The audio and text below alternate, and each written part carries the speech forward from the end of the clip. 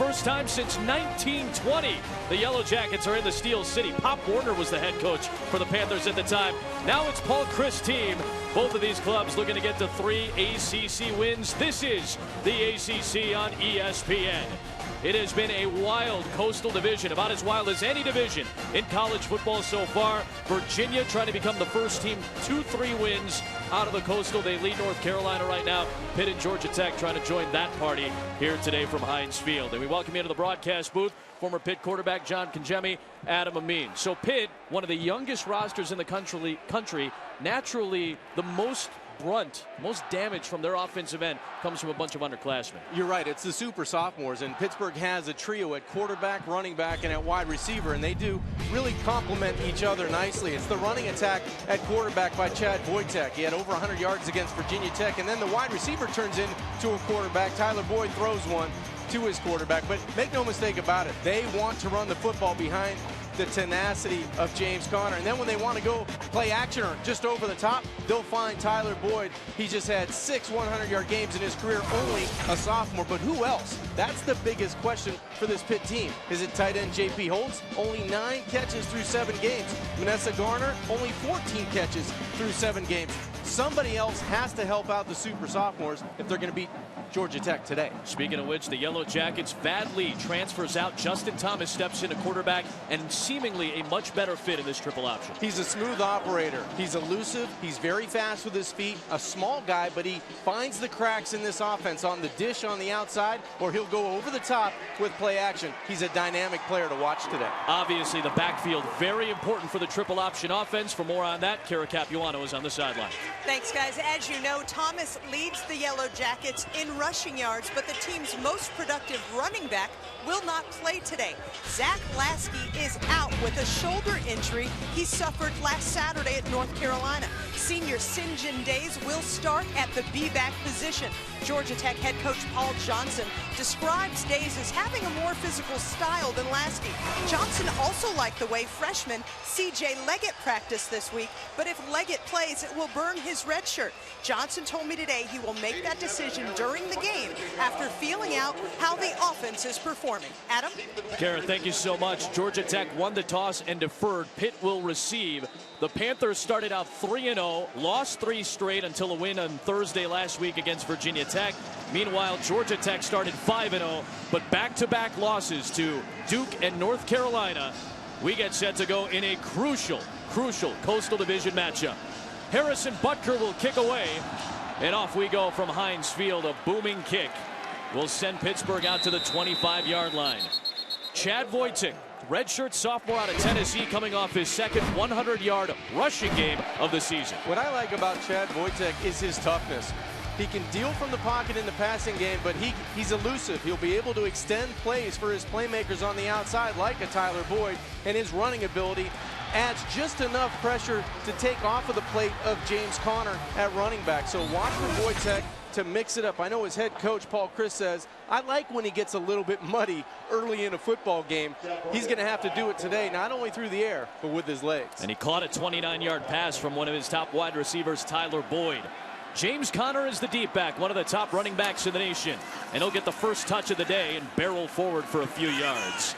Let's take a look at our impact players when this Pitt offense has the ball. Well, that's one of them right there, James Conner. He's 8th in the nation in rushing in yards, and he leads the ACC with 11 touchdowns. Terrific balance after first contact, has great power. Tyler Boyd on the outside, he's the main target. He makes the difficult catch look easy. And then on the defensive side, it's Freeman and Smith. Freeman needs to find a way to get to the quarterback, and Smith can line up anywhere for defensive coordinator Ted Roof. After the 4-yard run for Conner, Wojtek will keep it and cut it up the field for a first down. Fumble to the 36, and he lost the football late. Georgia Tech has the football, but will they rule him down? It was knocked out by Quayshawn Neely, and he was able to recover the football. And Wojtek, the frustration very apparent right away. He had enough for the first down, but could not hold on. He did a nice job of squaring up his shoulders. His knee, his left knee, may have touched as that ball was coming out. I know they're going to have to take another look at this. We will right here.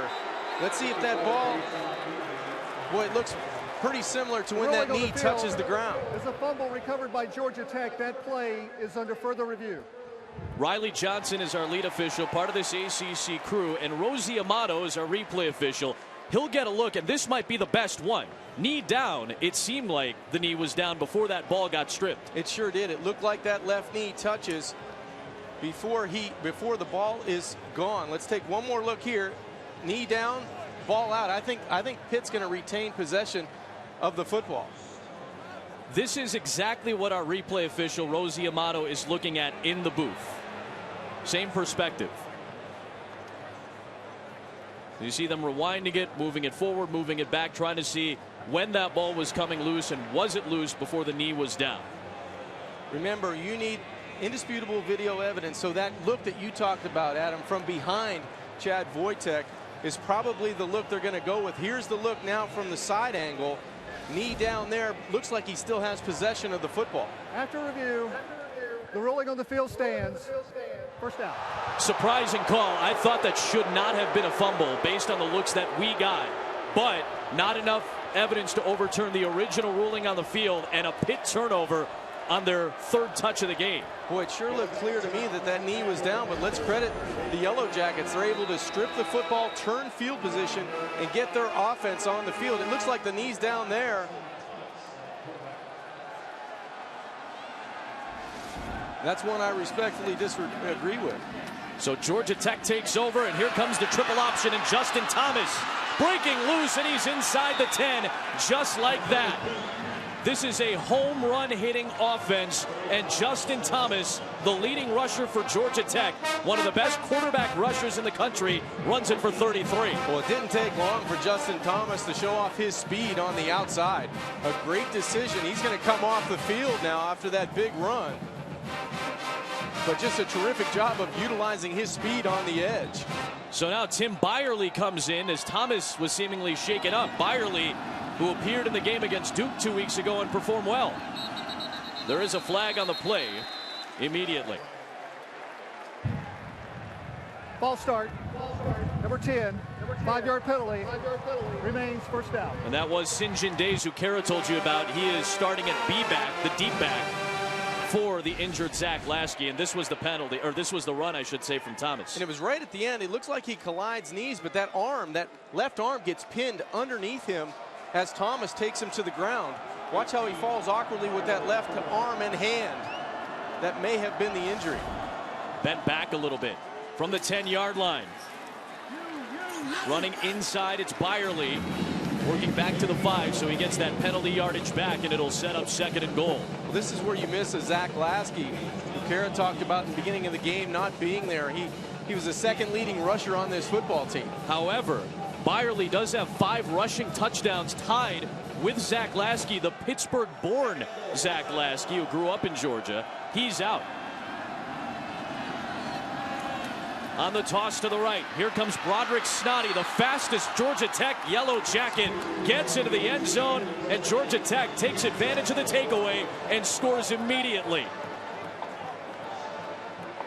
No defense for speed on that series, and it was all set up by a big turnover by the defense, and you get outside, you get a hat on a hat, and that's just too easy inside the red zone.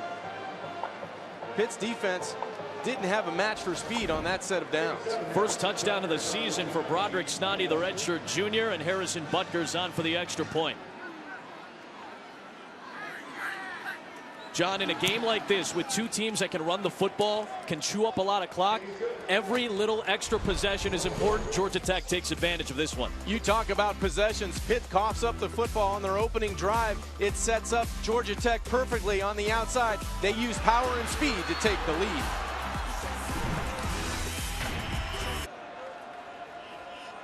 After a Georgia Tech takeaway and a quick touchdown and a touchback, Chad Wojtek, who fumbled the ball on Pittsburgh's opening drive, takes over at the 25, and there goes James Conner into the open field.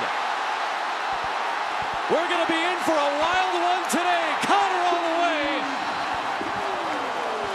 This might be a touchback. And he lost the football shy of the goal line. DJ White from behind knocked it out of bounds, and if it went into the end zone and then out, that's a touchback, and that's the ruling. And Pittsburgh coughs up the football again. Georgia Tech takes over. White the touchdown off the board. Rolling on the field, the player fumbled before reaching the end zone. The ball went through the end zone, creating a touchback. First down. And based on that quick look we got, the ball sailed through the end zone and then out of bounds before Connor ever broke the plane. You can see James Conner almost ease up as he got inside the 5-yard line, and great hustle by DJ White. He tracks down big number 24, gets that left hand on the football. That ball is definitely out before it breaks the plane. That's a touchback to the 20-yard line. And I think you're right, John. I think he throttled down a little bit. He did. It looked like he eased up when he hit the 5-yard line. And that's another huge mistake by the Panthers to open up this football game. We talked about the big three, the super sophomores. So far, 2 balls on the ground by 2 of the 3. Rolling on the field was a fumble from the field of play through the end zone, creating a touchback. That play is under further review. I don't think there's going to be anything to overturn this, and this is an absolutely disastrous start for the Pitt Panthers. The only thing you have to look for is where did the ball go out of bounds, and it looked like it was on the right side of the pylon, which should mean touchback, and the ball goes to Georgia Tech. Because it went through the end zone inside the pylon, and this is probably the best look. Connor clearly lost the ball before he broke the plane. Around the 2-yard line, but that ball sneaks in on the right side of the pylon, which means touchback. And you can't say enough about the hustle play from DJ White. You know, this defense was challenged by their defensive coordinator, Ted Roof, this week. They said it was, you know, they were embarrassed over the last couple of weeks. So far, they've come out and created 2 big turnovers, one setting up the offense and one keeping 7 points off the scoreboard. So it will go down as a 74-yard run for James Conner, which puts him over 1,000 for the season. But I don't think that matters right now because he coughed it up a yard shy of putting this team into position to score. An absolutely terrible start for this Pitt Panther team that started the season 3-0. They went through a 3-game skid and then won a grinded-out game against Virginia Tech a week ago. Meanwhile, Georgia Tech was 5-0 before their defense really scuffled the last 2 weeks. They turned the ball over. They were losing the turnover battle. They already have 2 takeaways in this game. After review, the ruling on the field stands. First down. From the 20-yard line, Georgia Tech takes over. What a hustle play by DJ White, the junior out of Georgia, who had that big interception against Miami earlier this year to set up their game-winning drive to beat the Hurricanes. And good news for the offense is Justin Thomas, who went out of the game during the first drive, was not on the field for the touchdown, is back out there running the triple option. We'll go up to the B-back. That's St. John Days getting the carry for a couple. He'll work his way to the 23-yard line. Justin Thomas, a redshirt sophomore out of Prattville, Alabama. Georgia Tech's leading rusher and one of 8 quarterbacks in the country to lead his team in both passing and rushing. We saw how explosive he is on that first drive. When he's able to get outside, he's quick. He can pick him up and put him down, and he's going to be able to do that on the edge of this Pitt defense. They have to be more disciplined at the point of attack. Running it left, now cutting it back to the right, trying to seek space and gets taken down for a loss by Reggie Mitchell. Sophomore quarterback, the ACC Defensive Back of the Week, had a great game against Virginia Tech. He brings up 3rd down and 9. There's an example of how Thomas can stop on a dime, but Mitchell was there on the backside of the play. It looked like David Durham over pursued and gave the edge to Justin Thomas, but a good job by Reggie Mitchell keeping that leverage to the short side of the field. Against the triple option, what does every defensive coordinator talk about? Assignment football. Gap discipline, eye discipline. You have to just worry about yourself and do your job against this offense. 3rd down, incredibly crucial today. Georgia Tech converting better than anybody in the country. Play clock at 1. They get the snap off. Thomas rolling. And has a wide open man in the flat. It's Charles Perkins. Into Pittsburgh territory. Gets a block. Down the sideline. Georgia Tech does it again. A takeaway into a touchdown. 79 yards to Perkins.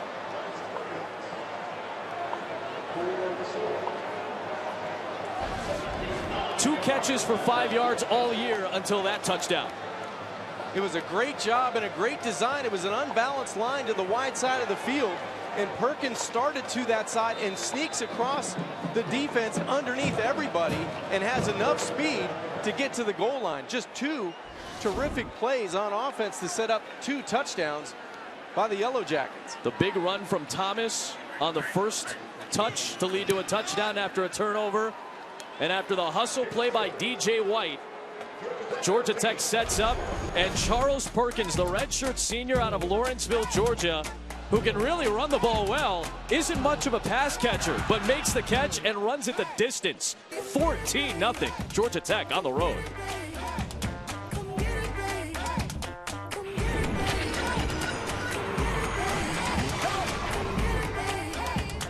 One of the more underrated cities in the country, Pittsburgh, PA, 2.6 million in the metro area, but not a good start for its hometown team. Georgia Tech with 2 takeaways and a pair of touchdowns with some help of their most explosive play of the season, a 79-yard reception by Charles Perkins a moment ago to put Georgia Tech on top 14-0. And a disastrous start for Pittsburgh with 2 turnovers on its first 2 possessions. Harrison Butker kicks away.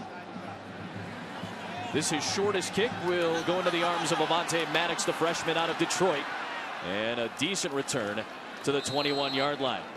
Let's take a look at that last touchdown, John. This looks remarkably similar to what happened against North Carolina. Well, it's all by design. An unbalanced line to the wide side of the field. You're going to see Charles Perkins. He's right there. He's going to sneak underneath everybody, but watch the full flow on this play. Everybody's going to the wide side of the field. DeAndre Smelter, he's at the top of the screen. He's going to run a post pattern and take the last line of defense for Pitt. And in the middle of the field, Columbus, the linebacker, never adjusts to Charles Perkins. So it's a sneaky play by design with the unbalanced line, but undisciplined eyes in that setup at the line of scrimmage really caught Pittsburgh off guard. Wojtek rolling, throwing, and Manessa Gardner cannot scoop it up off the deck. It'll bring up second down from the 21-yard line. So again, like we talked about last week against North Carolina, the big play for Georgia Tech, getting the defense to one side and then they go the other way. Exactly. They had a 75-yard reverse that really got them back in the football game against UNC last week. And now you get a big run by your quarterback, Justin Thomas, that sets up a touchdown. And you get an unbalanced front on offense. You go full flow to the wide side of the field, and you're able to throw and pitch and catch. It was just too easy so far for the Yellow Jackets. Isaac Bennett is in the game as the back with Wojtek. And Bennett having a little bit of trouble, and he loses the football, and Neely dives on top of it. Georgia Tech has its 3rd takeaway. This time it's Bennett who coughs it up. And in the first 5 minutes, Georgia Tech is going to touch it for the 3rd time because of a Pitt miscue. It looked like P.J. Davis, number 40. He's the guy that gets a hand on the football. Isaac Bennett never had control of it, but the sense, the lack of urgency right now from the Panthers is unbelievable at home. Another instant field position set up by defense. Georgia Tech just looks ready to play today. They set up at the 14-yard line. Here's Thomas with space, and he's in for another Georgia Tech touchdown. This time it's Bennett's miscue, and Georgia Tech does what it has done in the first 5 minutes thrice now. Disastrous start for Pitt and a great start for Georgia Tech. We talked about how Justin Thomas runs this offense. He does it with deception, he does it with speed, and terrific ball handling by the redshirt sophomore quarterback. Again, just the illusion of giving to the B-back, and he's able to get that huge crease off the right side. John, I don't know if you watched Monday Night Football this week here at Heinz Field. This looks like the Steelers right now. They scored 24 points in 3 minutes. This Georgia Tech team in the same house has scored 21 in less than 5 minutes. Brendan Fitzgerald has an update from the studio. Brendan, hello.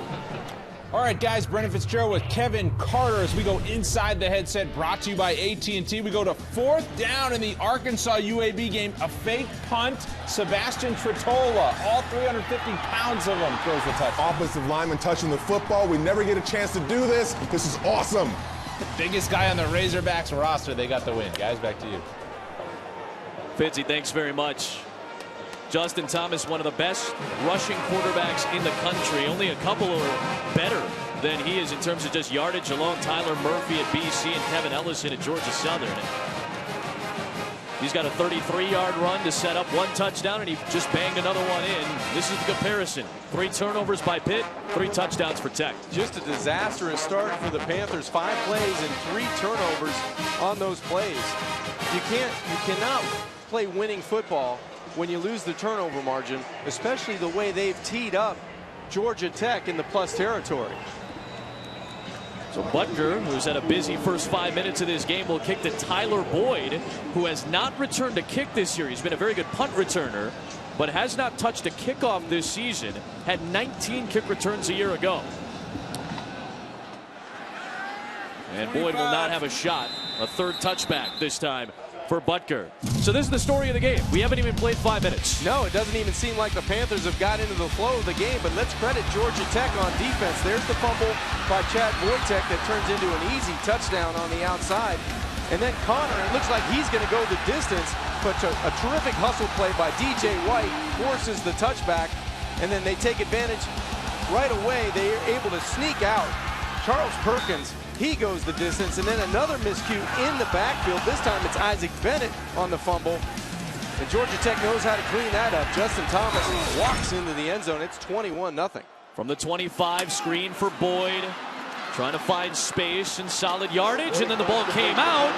The ball was never whistled down. And now Isaiah Johnson has it for Georgia Tech. Do you believe what is happening right now? Tyler Boyd is going to claim that he is down, and he may have a case here. But they never whistled the play dead. The officials, led by Riley Johnson, never whistled this play dead. We'll have to take a look whether or not Boyd was down. But Neely's been all over the place. And then Keyshawn Freeman, the freshman, swings Boyd down. And did his knee ever touch? Maybe the elbow. I mean, maybe the right elbow touches. An elbow is just as good as a knee, but he actually rolls over the body of Freeman. So he's never down here. Let's take a look. When the ball comes out, does the elbow touch? Left knee's not down there. No. Right knee never went down. Rolling on the field is a fumble recovered by Georgia Tech, and that play is under further review. Boy, this is close. Very close. And again, the question is whether or not there's enough to overturn the ruling on the field, which was a fumble. The elbow is as good as a knee. Is the elbow down before that ball starts to come loose? And John, that's a very, very tough call. The only thing you can say is the elbow touches before the hand. It's almost on an angle. When Boyd's elbow touches, it looks like his hand is higher. So you would think, I've been wrong before, but you would think that this is going to be not a fumble and reversed only because the elbow's a little bit lower than the hand where the ball was at and controlled. So again, you'd almost think he's down there, but Freeman was underneath Boyd, so he never went down. And again, just based on what we've seen so far, that's such a tough call to overturn. I think you and I both disagreed with the original fumble for Wojtek, but this one's about as tough. This one's much closer.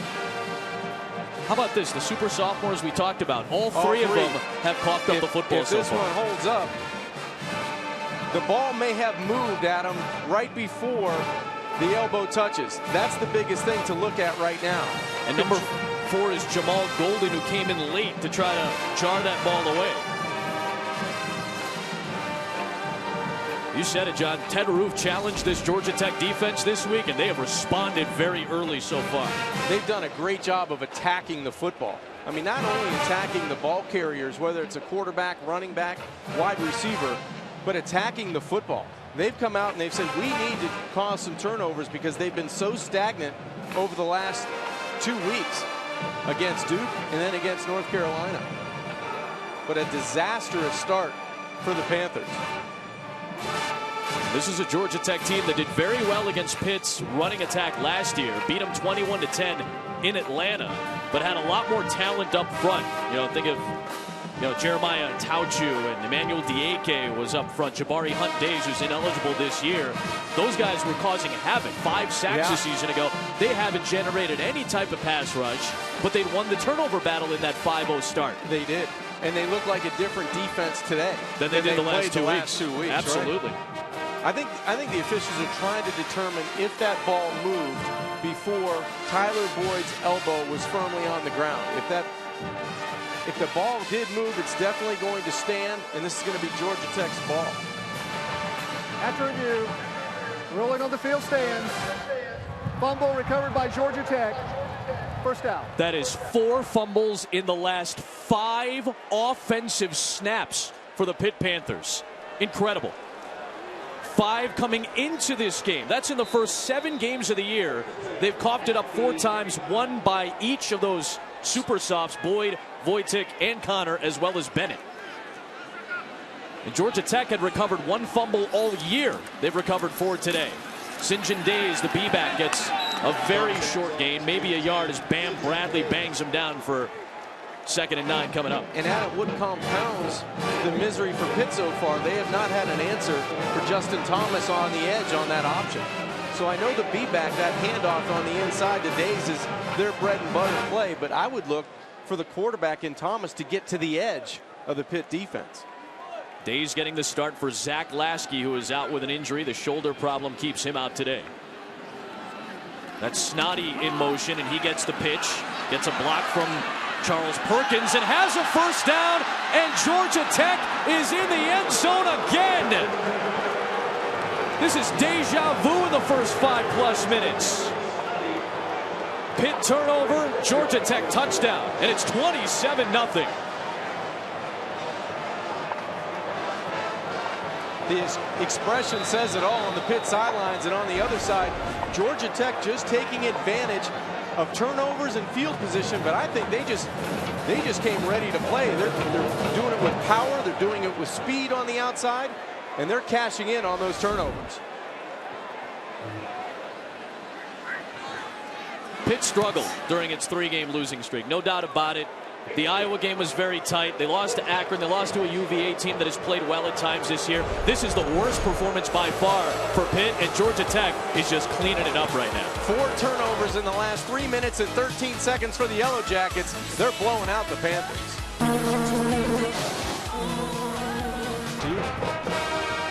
Fitzy, thanks very much. So the ACC Coastal's been a wild division. We just got word North Carolina comes back to beat Virginia. So there are no 3-win teams coming out of the ACC Coastal. Georgia Tech is well on its way right now with a 28-0 lead. Short kick and Avonte Maddox from the 5. The freshman looking for the edge. And Avonte Maddox with a penalty marker down is out across the 35-yard line. O'Reilly Johnson has been busy so far today. And this return will come back. It was set up at the 38-yard line, but this is going to bring it back.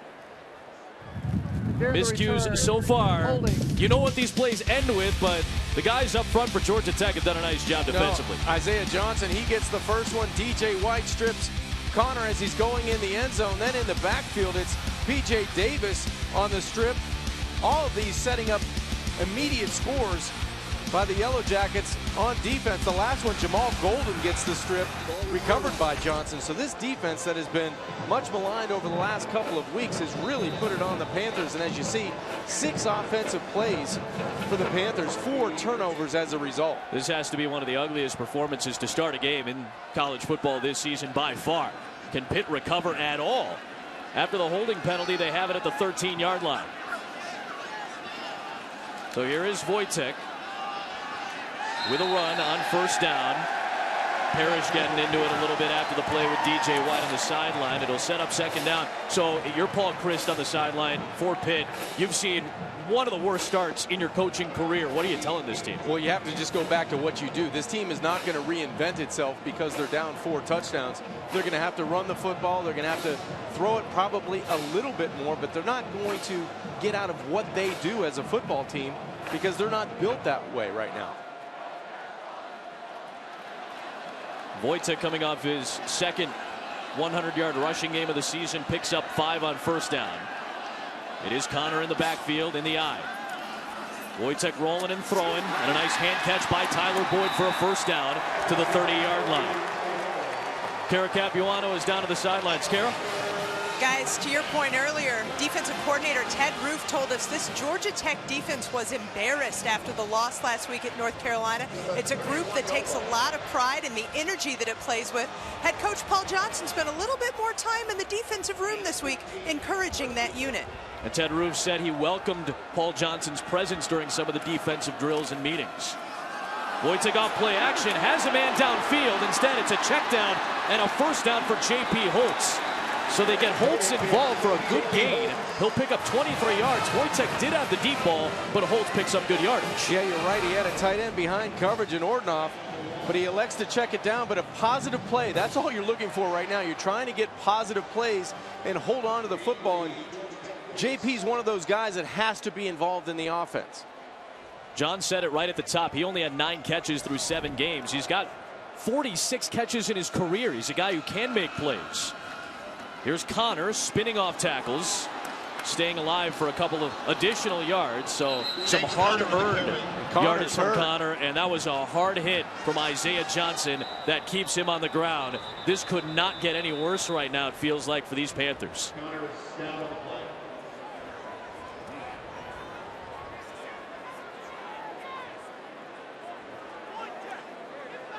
James Conner, who is about as hard of a runner as there is in college football, took a big shot right at the end of the play from Isaiah Johnson.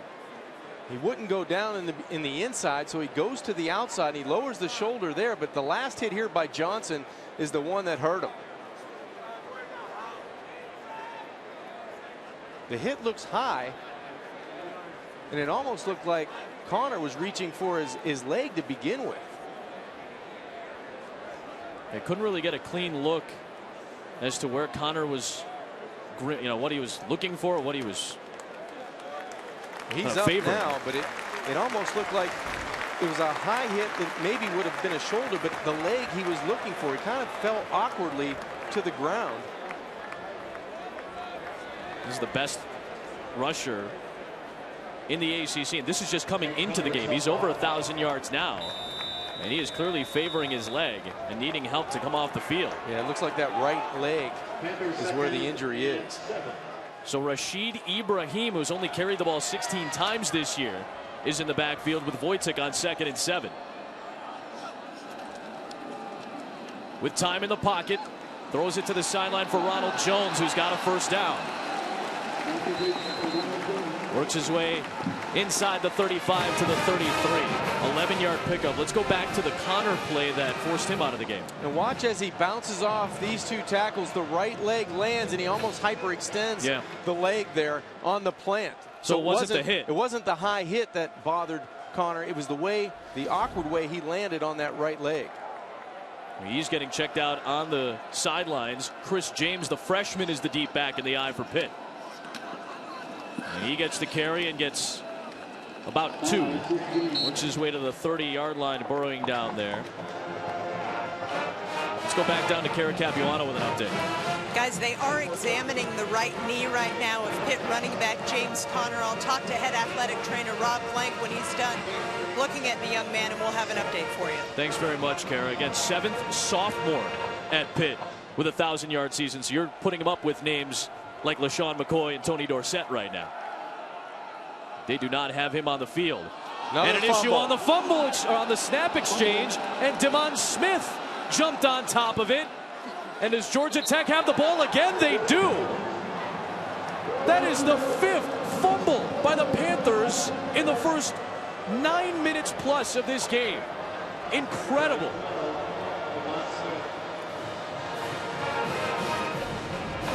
Looked like a simple quarterback center exchange. The ball hits the quarterback in the hands, Chad Wojtek. I'm not so sure Chad ever had the football. It bounces right off of his bottom hand. He's there, and then he doesn't have it. Almost probably a low snap because it never hits the pocket of the 2 hands. It hit low on Wojtek's, it looked like his bottom hand. Yep. Alex Officer, the center who took over early in the season for Artie Rao, who had the ACL injury against Boston College. Thomas will fling it away, something he's become very good at. The smart play to just toss it away and not take a sack. It'll be 2nd down. So 5 Pitt fumbles in 8.5 minutes of this game. This is unbelievable. And the thing that compounds the turnovers, I mean, those are bad enough. But I'm not so sure the Pitt defense has an answer for what Georgia Tech is doing right now offensively. 10 plays, 4 touchdowns off of 4 takeaways. Georgia Tech has it for the 5th time off of 5th take. Thomas running it. There is a penalty marker down. The blockers immediately get to where Thomas is and block for him downfield. He should have enough for a 1st down, but we'll have to check the penalty marker. 11 more yards for Justin Thomas there. Lining up offsides, number 96. Penalty is declined. Results of the play. 1st down. That's Devin Cook, who's taking over on the 2 deep in the 2nd spot at defensive end for Luke McLean, who's out.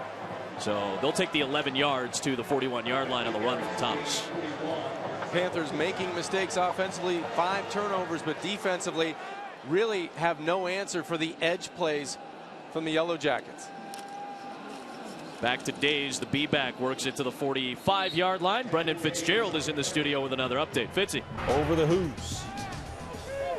And a big win for North Carolina. It prevents Virginia from getting to 3 ACC wins. No Coastal team has 3 conference wins yet. There's Deion Hill, one of the A-backs, who looks like he has enough for a 1st down inside of Pitt territory. Hill, the redshirt senior. As we approach 5 minutes to go. Literally, we keep talking about it. There's no story in this game except for Pitt turnovers and mistakes, and Georgia Tech taking advantage. That's been the entire story. I mean, Paul Johnson is doing exactly what they want to defensively, shoring up the errors of the last 2 weeks by attacking the football. He spent more time, as you said, Adam, on that side of the ball, and then offensively, they're getting teed up with excellent field position and executing at will. And even when they didn't have it deep in Pitt territory, they had it at the 20. They had a big play. Here's Days, and he breaks through for another 1st down.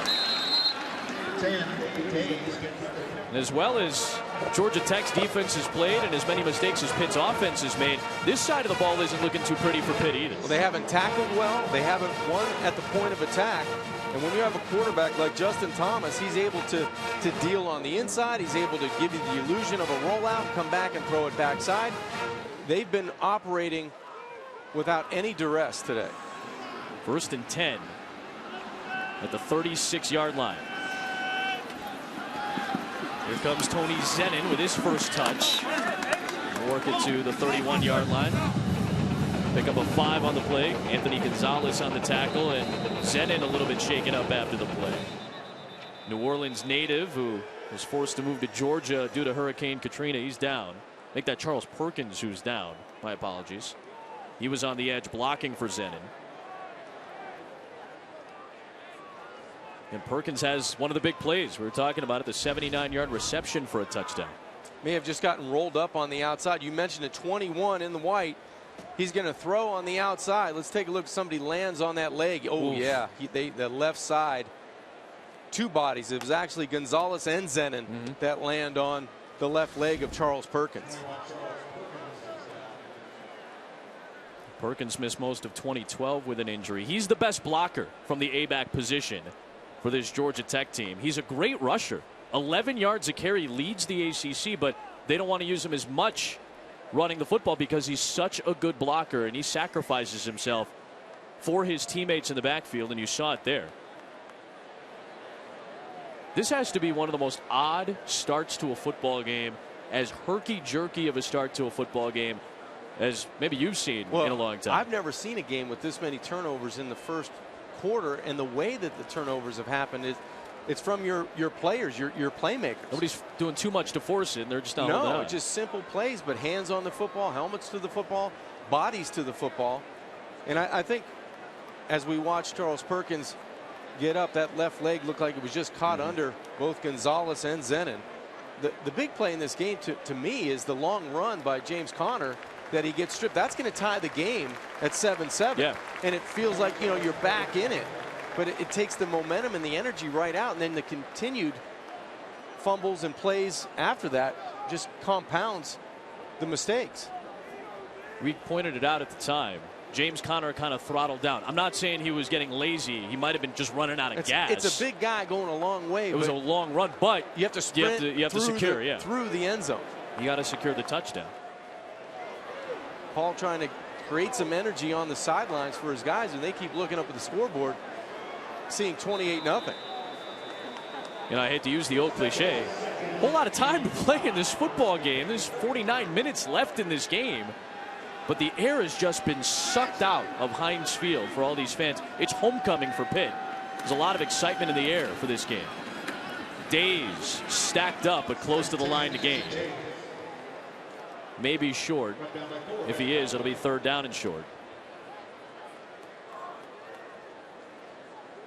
And Georgia Tech, one of the best 3rd down teams in the country. As a matter of fact, the best 3rd down team in college football at 59%. This is a very interesting offense, and many people know the triple option and the spread. It's really the spread option. The triple option is the series of plays that you run inside of the spread option offense. And based on the measurement and the spot and the spread of the chains, Riley Johnson will say 1st down. And most of the time when you're in a 3rd and short, and it's not this situation now, but Paul Johnson in that offense is going to stay out for 4 downs. Yeah. If it's under a yard, 2 yards, they're going to get 4 cracks at it. Paul Johnson now in his 7th season. A win for Georgia Tech. We haven't touched on this yet. A win for Georgia Tech not only gets them to 3 ACC wins, but gets them to bowl eligibility for the 18th consecutive year. Puts them in the driver's seat. Absolutely. St. John Days stacked up and hit hard by Bam Bradley. Let's go back down to the sidelines. Kara Capuano has an update on James Conner. Guys, they've taken Conner into the locker room for further evaluation on that right leg. Head athletic trainer Rob Blank told me Conner just couldn't relax being examined out here on the field. At this point, Conner's return is questionable. As are Pitt's chances to run the football well, if that's the case. If Conner can't return, they've got good backs, but Conner's the guy. He's the game changer.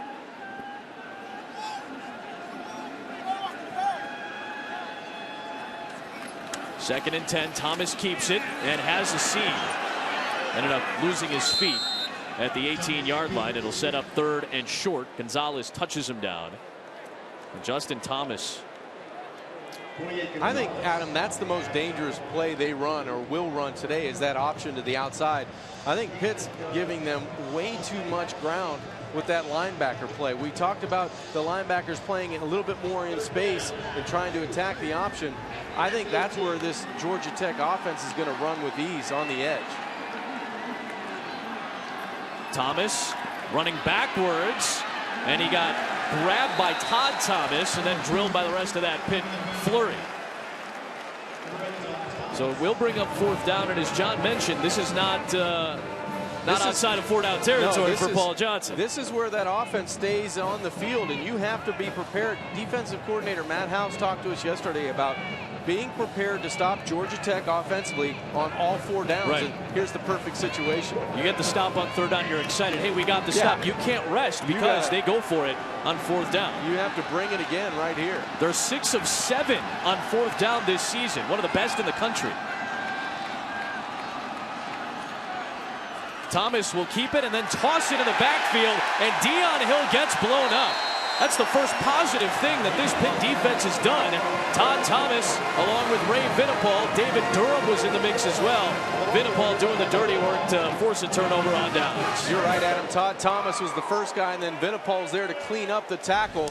So the Panthers finally do something positive. There's the first hit on Justin Thomas by Todd Thomas, and then Vinipal, a nice open field tackle on the option to the outside. Justin Thomas, the quarterback, did a nice job of just getting the football outside on the perimeter to Hill, but a better play by Vinipal in the open field. So Pitt takes over at its own 21-yard line. Again, 4, make that 5 now fumbles on 5 possessions. No James Conner. He went back to the locker room. So it's Chris James in the backfield. And the freshman takes it to the 26-yard line, a gain of 5 as P.J. Davis made the stop. So what do we see? What's the formula for Pitt? For any team at this point in the game when you're down 28-0, what's the formula you want to see with a lot of time to go? Well, execution right now. You have to be able to, any way you can get a score, you have to do it. But you can't get out of what you do as an offense, because I don't think Pitt's offense is built to just throw it every down. 2nd and 5. Good jump cut that time by James, and a first down. And he better hold on to that football as he gets swarmed by the Yellow Jacket defense. Neely and Johnson were there, but it will be enough to move the chains to the 31.5. Chris James, a top 25 prospect out of high school, so he and Bennett and even Rashid Ibrahim are going to have to do the brunt of the work on the ground. Obviously Wojtek as well, because he can run the football, but they're going to need to do some stuff here. You would think, you know what, if you get that very first down and you get the right coverage, maybe you go play action and try to get one over the top. On first down, they'll stick with James, who extends his arms for 2 yards to the 34-yard line, and we'll see if Pitt settles for the 28-0 deficit, tries to regroup. I think that's the last play of the first half, as Connor's trying to loosen up that leg that he injured midway through the quarter. But he's a big key to this offense, being on the sidelines. As wild of a division as there has been in college football, and this was about as wild of a start as you could have predicted, if you were even going to come close to predicting anything like this at all. 4 Pitt fumbles, one by Wojtek, one by Connor, one by Bennett, one by Boyd, and all of them led to a touchdown. They had 5 fumbles in the opening quarter. Paul Chryst cannot be happy. His team needs to regroup after the first 15 minutes. 28-0 Tech. Well, James Conner is trying to loosen up as he was dealing with a right, seemingly knee injury in that opening quarter. A disastrous opening quarter for Pittsburgh. I'm sure Pitt fans are already tired of seeing it, but they made a little bit of history, some auspicious history in that opening quarter. Yeah, Neely gets the recipient of the first fumble. DJ White had one, a strip. Jamal Gordon had one. Isaiah Thomas had one. I mean, it was just multiple errors offensively, physically, mentally. There's another center quarterback exchange by the Panthers that didn't get it done. Just an awful first half for the Panthers. 5 fumbles lost, and now they're just trying to get some semblance of balance on offense and execution on offense. This is their best drive so far as Tyler Boyd gets the screen pass on 2nd down. Takes it to the 37-yard line. Again, you saw that stat, the 5 fumbles lost. It ties the FBS record, according to our guys and girls at ESPN Stats and Information. The most fumbles lost in any quarter in FBS history. 5 of them lost by the Pitt Panthers. And again, no James Conner, as you saw him loosening up on the sidelines at the end of the first quarter, running around before the start of this second quarter. 3rd and 5, Pitt trying to extend this offensive series.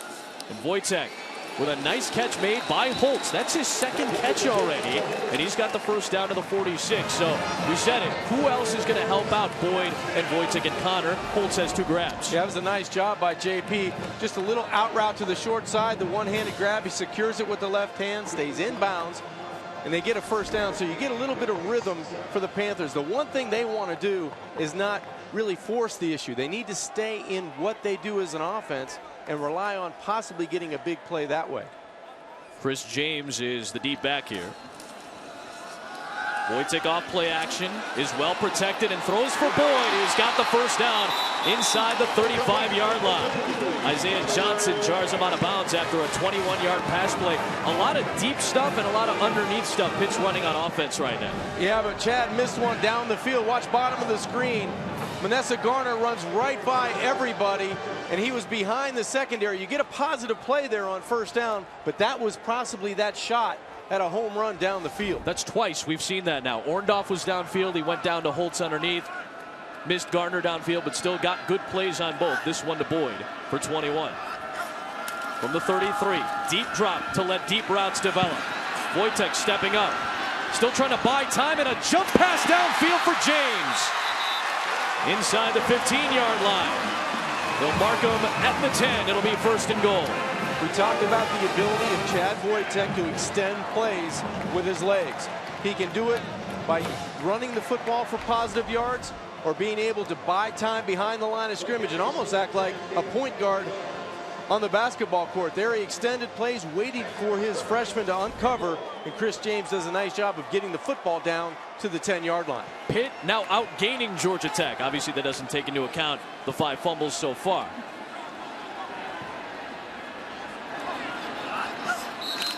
Deep back is James, and a penalty marker is thrown. No penalty marker. The whistle was blown. It's a timeout. Timeout. Pittsburgh. First charge of this half. So 2 minutes into the second, Paul Christ wants to talk things over. First and goal. We'll step aside as well.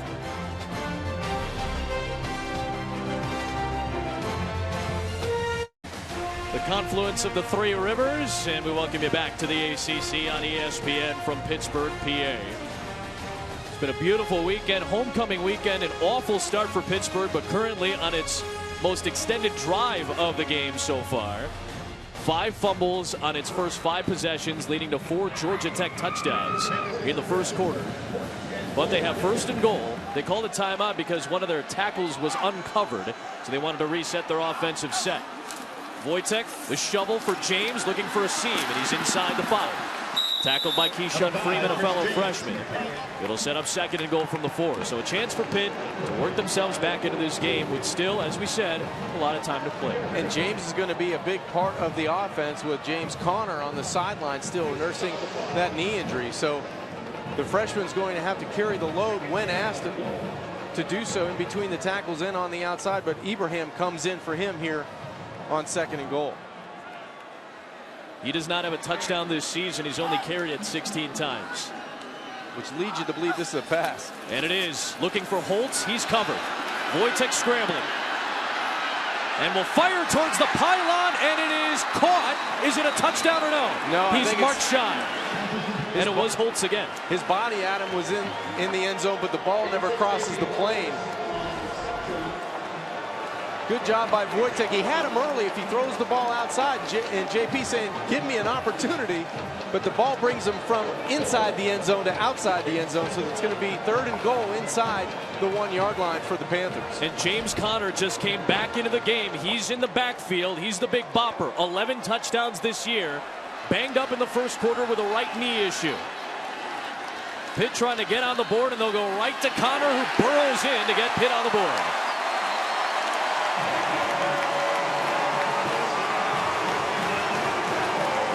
Finally, something to cheer about for this Pitt crowd.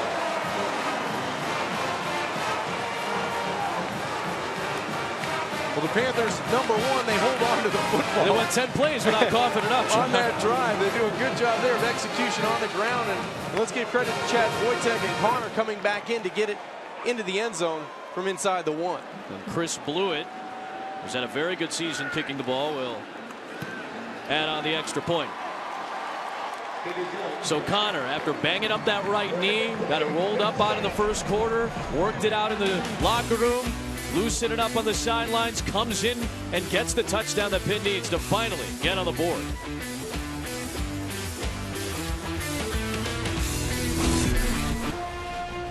Panthers are on the board after an extended drive and a touchdown in the 9th meeting between these two teams. Their second as ACC foes. This is a series that dates back to 1918.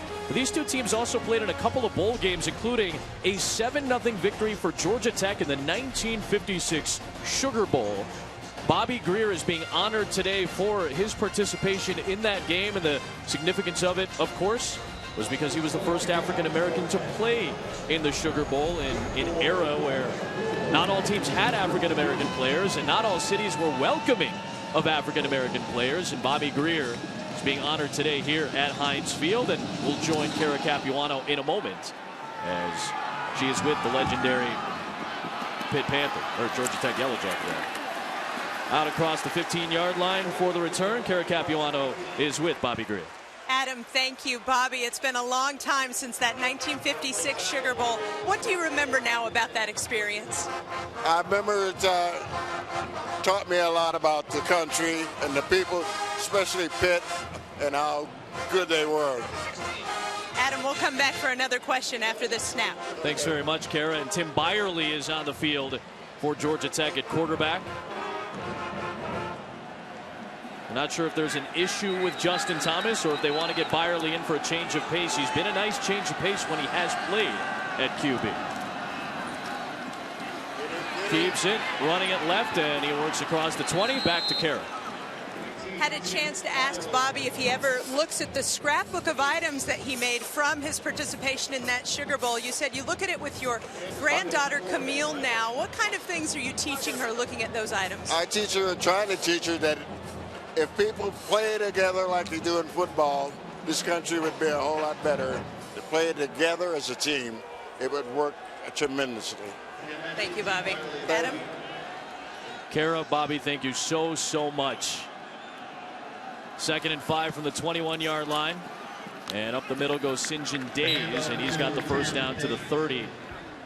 Again, Bobby Greer, he played in that Sugar Bowl. What was the date? January 2nd, 1956. That was a month and a day after Rosa Parks refused to give up her seat on a Montgomery, Alabama bus. That entire month was such a big month for civil rights, and people don't even realize the back end of it. With Bobby Greer and the role he plays now in history. He's worked for U.S. Steel as a foreman. He's been a chair at a community college. He's done many things for the Pittsburgh community as well. And truly deserves to be honored as he has been today. Broderick Snoddy will get tackled across the 30 by Todd Thomas. It'll set up 2nd down and 7 for Georgia Tech. Yeah, it's a good open field tackle again by Todd Thomas. He was able to get outside on Snoddy and bring him down for a minimal gain because it looked like with the speed of Broderick Snoddy, he's able to turn that corner. He's one of the fastest players, the fastest A-back that the Yellow Jackets have. Justin Thomas still on the sideline, so he doesn't seem to be in any pain or working anything out. Maybe just a change of pace with a 21-point lead. As Byerly is in a quarterback, and he lost the football. Dove back on top of it, though, and recovered. Something's in the air. Something's in the air today, John. Those are the plays that have to happen for the Panthers, like to flip the script. Sure. I mean, you have to be able to get a turnover against a team that doesn't turn the football over a lot, hardly at all. So you have to get a hand on the football, get a 3 and out here after that initial first down, change the script of what Georgia Tech has been able to do through the majority of this first half. 3rd and 7. Byerly keeps it. Looking downfield, looking for that home run, and it's incomplete. Looking for Tony Zenon, who is guarded by Ray Vinipal. That last line of defense, as John talked about, so crucial today. This is a rarity. 6.4%, that's it, of Georgia Tech's possessions go 3 and out. So this is a huge stop for Pitt to get. Well, they do the job defensively. That was tight coverage. Might have been some early contact. It wasn't called. But credit Vinipal having the tight coverage over the middle of the field. And now the Panthers look to get the football back. First punt on either side, and there's a penalty marker thrown from the defensive backfield. Obviously, Georgia Tech got a first down on that drive, so it's not a full 3 and out. But to get a 3rd down stop against the best 3rd down offense in the country, very important. It's a rarity to see. Ball start. 14. 5-yard penalty. Still 4th down. This is big. Again, this is going to be a big punt for Ryan Rodwell. As Griffin got called for the false start. Rodwell's got a punt to Tyler Boyd, who's 2nd in the ACC in punt return average behind the great Rashad Green of Florida State. He had a punt return touchdown last year in the bowl game, the Little Caesars Bowl against Bowling Green. Rodwell booms it away. And Boyd, fair catch at the 28-yard line on a punt to 45. So Pitt, they get a touchdown, they get a stop, a lot of time to play, down 21.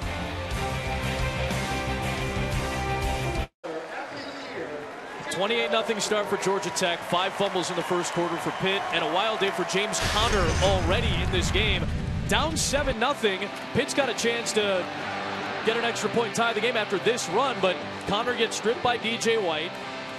A couple of series later, injures his right knee, seemingly is what Kara Capuano told us they were working on. Goes to the sideline, gets on the bike, works it out behind the end zone, bangs in the lone Pitt touchdown of the day. So trying to get Conner going in this game is a crucial segment for the formula for this Pitt offense. He starts on the sideline here. And obviously he's not 100%, so they're going to probably spot play him for the rest of this first half. Rashid Ibrahim starts in the backfield from the 29-yard line and is blocking for Wojtek, who is tucking the ball with 2 hands as he takes it for 8 yards to the 37. Remember, he kind of injured that left hand last week against Virginia Tech. I don't think that had anything to do with the first fumble. I agree. But that's why he's trying to secure the football. I mean, 5 of them have been on the ground. He doesn't want to be the next guy. So you want to have some repetitive success in these 2 series. It would be great for the Panthers here to just control the football, stay within what they do as an offense. Jamar Parrish is the fullback here as Ibrahim has the first down and more. Doesn't have a touchdown this year, and he cuts it inside the 15. His longest run by far this season. His longest run was 17. He busts open a 49-yarder. And a terrific block by Jamar Parrish at the point of attack. Bisnawadi also outside. But you talked about explosion, staying within what you are as an offense. They run the football effectively, and it doesn't matter right now if it's Connor or Bennett or James or Ibrahim. They have to stay true to who they are as an offense. Connor comes into the game. Parrish stays in as a fullback. You got Garner in the slot and Boyd wide. James Conner staying on his feet. Powerful running to the 7-yard line. It looks like a different Pitt team all of a sudden. I think that's what they may do with Connor. Kind of use a mix and match at tailback somewhere in between the 20s, and then once they get into the red zone, they want to bring the hammer in and use his playability to score points. 298 yards for Pitt already. 237 for Georgia Tech.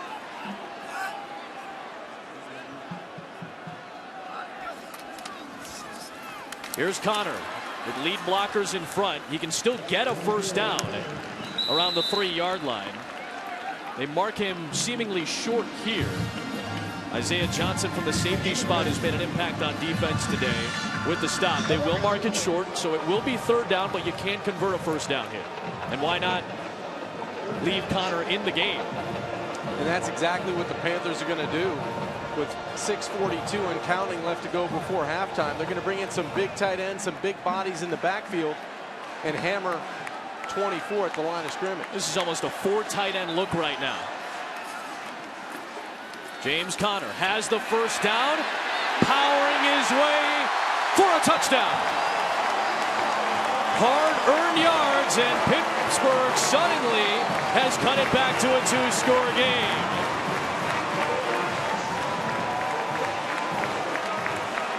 You try to figure out the Coastal Division for me right now, John. I can't figure out this game. You can't figure out this division. It has been wild so far. Connor banks in his 2nd one of the day. It's been crazy, and credit the push by this offensive line. You talked about 2-3 tight ends, a fullback in the game for the Panthers, and it looks like they're going to cut it to 2 touchdowns with 6:24 left to go before halftime. No team in the Coastal has 3 ACC wins yet. North Carolina came back to beat Virginia today. One of these teams is going to get their 3rd ACC win today. James Conner already has 2 touchdowns. And just like that, don't go anywhere. We got a 2-score game in PA.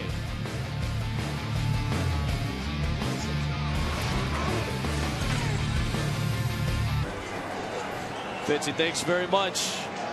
The Coastal Division turns down for nothing. 28-14 Georgia Tech. Connor with 2 touchdowns. Sam Warner, the outstanding beat reporter for the Pitt Panthers, just tweeted, hey, the game's pretty easy when you hold on to the football. And that's been the case here in the 2nd quarter for Pitt.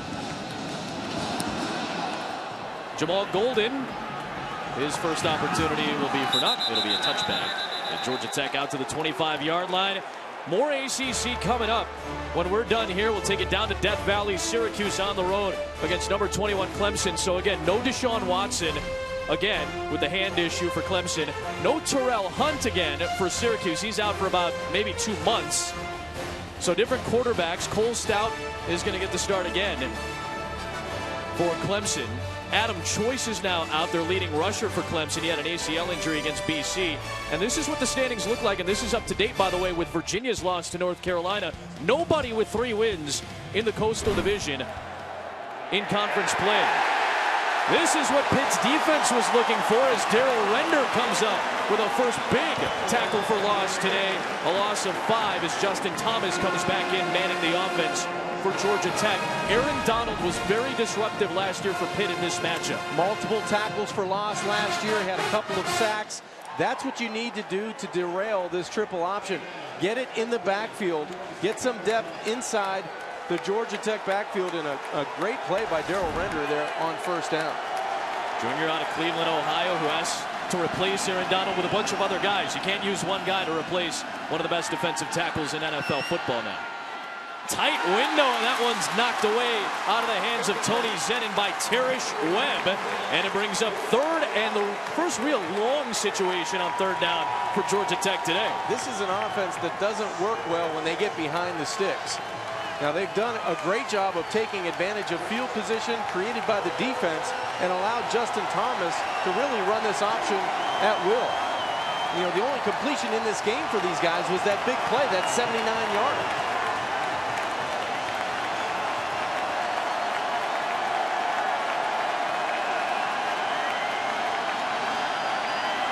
Crowd loud in Pittsburgh on 3rd and 15. Thomas heaving, but it's short of the sticks. It was caught by Darren Waller and jarred out by Reggie Mitchell, shy of the line to gain. Now again, the first down marker is still the 35, so a difficult decision whether or not to go for it on fourth down in this field position, especially considering how well Pitt has played now all of a sudden on offense the last couple of trips. Well, I would think this is a no-brainer. You have to punt this football. But you never know. I mean, Paul Johnson may have a trick here for a fake punt, but you do a good job of getting some field position back. And now with a 2-touchdown lead, you would think you'd punt this away and play field position. Boyd is back to return. Rodwell had a fake punt against Miami. He ran it for 10 yards and took a big hit in that game. But they're going to go ahead and kick it away. Boyd has space, so he's going to run up to the 28 and try to make something out of it. Will get twisted down from behind after a short return by Sean Tobin, the long snapper. College football prime time tonight. Nobody better than Les Miles on nighttime games in Death Valley. 45-4, but number 3 Ole Miss and Bo Wallace, which beat LSU on a game-winning field goal last season in Oxford, heads to Baton Rouge for college football primetime presented by Hampton Hotels. Some of the primetime performers you're going to see. How about J.T. Barrett and the number 1 offense in the Big Ten, Ohio State, going in to Penn State? Unbelievable. They made a great turnaround, and Bo Wallace and Amani Cooper huge for their teams, respectively.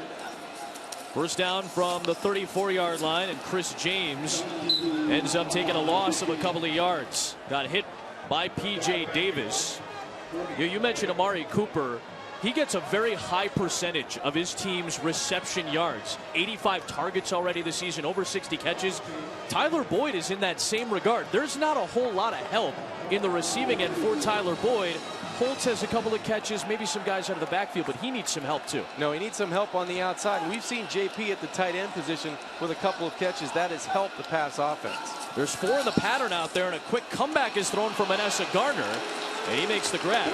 Make that Kevin Weatherspoon, I should say, out across the 40. Weatherspoon, who we actually saw make some big catches against Iowa, makes his 6th catch of the season to set up 3rd and about 4. Remember, I talked about being behind the chains. That's exactly what Georgia Tech did defensively on first down. Put Pitt behind the chains, but now they have to come back with a huge play here on 3rd down to get the football back. They're 3 of 3 on 3rd down so far. Georgia Tech has really struggled defensively on 3rd down the last couple of weeks. North Carolina hurt them bad. House is coming. Wojtek off his back foot for a first down. To midfield goes Rashid Ibrahim. His 8th catch of the season keeps this drive alive to midfield for the Panthers. Nice anticipation by quarterback Chad Wojtek. P.J. Davis is going to come right up the middle untouched, but he's able to retreat and give himself some ground to allow him that separation. Watch Chad keep going back. He retreats and then throws the football perfectly out on the edge. Yeah, good touch to get that out to Ibrahim in the flat. And John said it. They might use Connor mix and match between the 20s. They're sticking with Ibrahim right now and James as well. It's Ibrahim out there on this first down play action. And nowhere to go as Adam Gotsis, the Australian native, gets into the backfield for a sack of Wojtek. A loss of 8, and it's 2nd and long. Big play by this Yellow Jacket defense right after Pitt seems to gather the momentum. It's Gostis here. He's going to come at you right off the left side and be able to get into the backfield. He goes right around T.J. Clemmings. a good job of using some speed on the outside for that Yellow Jacket defense. Gotsis from Australia might be the best defensive lineman on the team. He was able to beat Clemmings, who Todd McShay was very impressed with last week against Virginia Tech. Ibrahim finds space, gets that lost yardage back, and gets close to the marker. He stepped out at the 44-yard line, but it sets up a 3rd and about 3. A 15-yard run got right past Johnson, who jarred him out. Georgia Tech doesn't take advantage of that negative play again. They did the same thing a couple of plays ago. Win on 1st down, lose on 2nd down, and now the Panthers in a very comfortable 3rd and short attempt. This is the struggles that Georgia Tech on 3rd down has faced. North Carolina was 10 of 15 on 3rd down alone last week. Could not get off the field. Blitz is coming. Wojtek throws behind Boyd, and it's incomplete to set up 4th down. Now there's 2:04 remaining in this first half. You've got the ball inside of midfield in Georgia Tech territory. And Ryan Winslow, the punter, is coming out there. The crowd doesn't like it. What do you think of this call? You know what? It's a lot of game, as you said, to play. It feels like Pitt's starting to get the momentum back. I think you punt the football here. Okay. So Winslow, who did a great job last week against Virginia Tech, 5 of his 7 punts were inside the 15 against the Hokies. He sets up with Golden back to return. He set his heels at the 10 and just bails out as that'll go into the end zone. So a very poor net punt. That's a 23-yard net punt because the ball will come out to the 20-yard line. So Winslow, who was so good 10 days ago against Virginia Tech, unable to pin Georgia Tech deep here. And the Yellow Jackets have 3 timeouts and 1:56. And the reason I say you punt the football there, you're trying to dig out of a 28-0 deficit. You've cut it in half, and it's almost halftime. The worst thing you can do if you're on the Pitt sideline and Paul Chryst is give up the football around midfield and make it a short field for Georgia Tech in this triple option. Now again, we haven't, outside of the one play, the 79-yard touchdown reception, haven't seen the big home run play. Paul Chryst said he needs to avoid those explosive plays from Georgia Tech. Justin Thomas runs it for about 3 as Anthony Gonzalez gets him down. The clock will continue to move. Georgia Tech could be content with a 28-14 lead. There's an injured Pitt Panther, though, on the deck. That's Terrish Webb, who made a good deflection on the last Georgia Tech offensive series on a pass play. He's one of a handful of Clairton, Pennsylvania natives on this Pitt Panther roster. He was a Bear in high school. 3rd on this Pittsburgh defense in tackles. He's got a couple of interceptions this season. He's played remarkably well as a sophomore.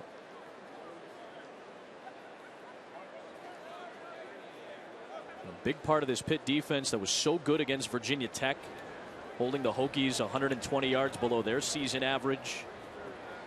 Had 3 sacks a week ago. This defense finally came alive to snap their 3-game losing streak. They got after the quarterback, and I think that was the biggest thing they did defensively. Today, it's a different animal against Georgia Tech, but we're going to take another look at Webb. It looks like he gets his right leg or right ankle rolled up upon as he was trying to make the tackle on Justin Thomas. He did get up, and he needs help getting off the field, and he's clearly favoring that right leg, right foot, right ankle that got rolled up on. So Pat Amara, a true freshman out of Philly, is going to have to take his spot at safety. That's going to be crucial. You have to have great discipline now going into the game, knowing that that big play can happen on any down with this Georgia Tech offense. They've got 2 good receivers. Waller and Smelter are 2 very good possession guys. Looking at Smelter on the comeback, and it was too tall. Smelter had a couple of monster plays last week, including that 75-yard run for a touchdown with 3 minutes left against Carolina to take the lead. Eventually, North Carolina came down the field and scored the winning touchdown. This guy's a former baseball player, a 10th round pick by the Minnesota Twins, 14th round pick by the Minnesota Twins in 2010. Was an outstanding pitcher, but dealt with shoulder issues at Georgia Tech as a pitcher. So just last year, he became a football player, and he's their best receiver. And that was an interesting call on 2nd down. I would have thought Georgia Tech would have wanted to run the clock here. Now they stop it. Advantage Pitt if they can get off the field on 3rd down. Thomas trying to run for the first down, trying to get to the edge, and he'll get the first down. He's able to get out of bounds. A 12-yard pickup. And with 1:18 to go, Georgia Tech has a fresh set of downs. Now let's see if they're a little bit more conservative. Another example there. Justin Thomas, the quick feet, the athleticism, knowing where he needed to get, and then get out of bounds. Smart quarterback.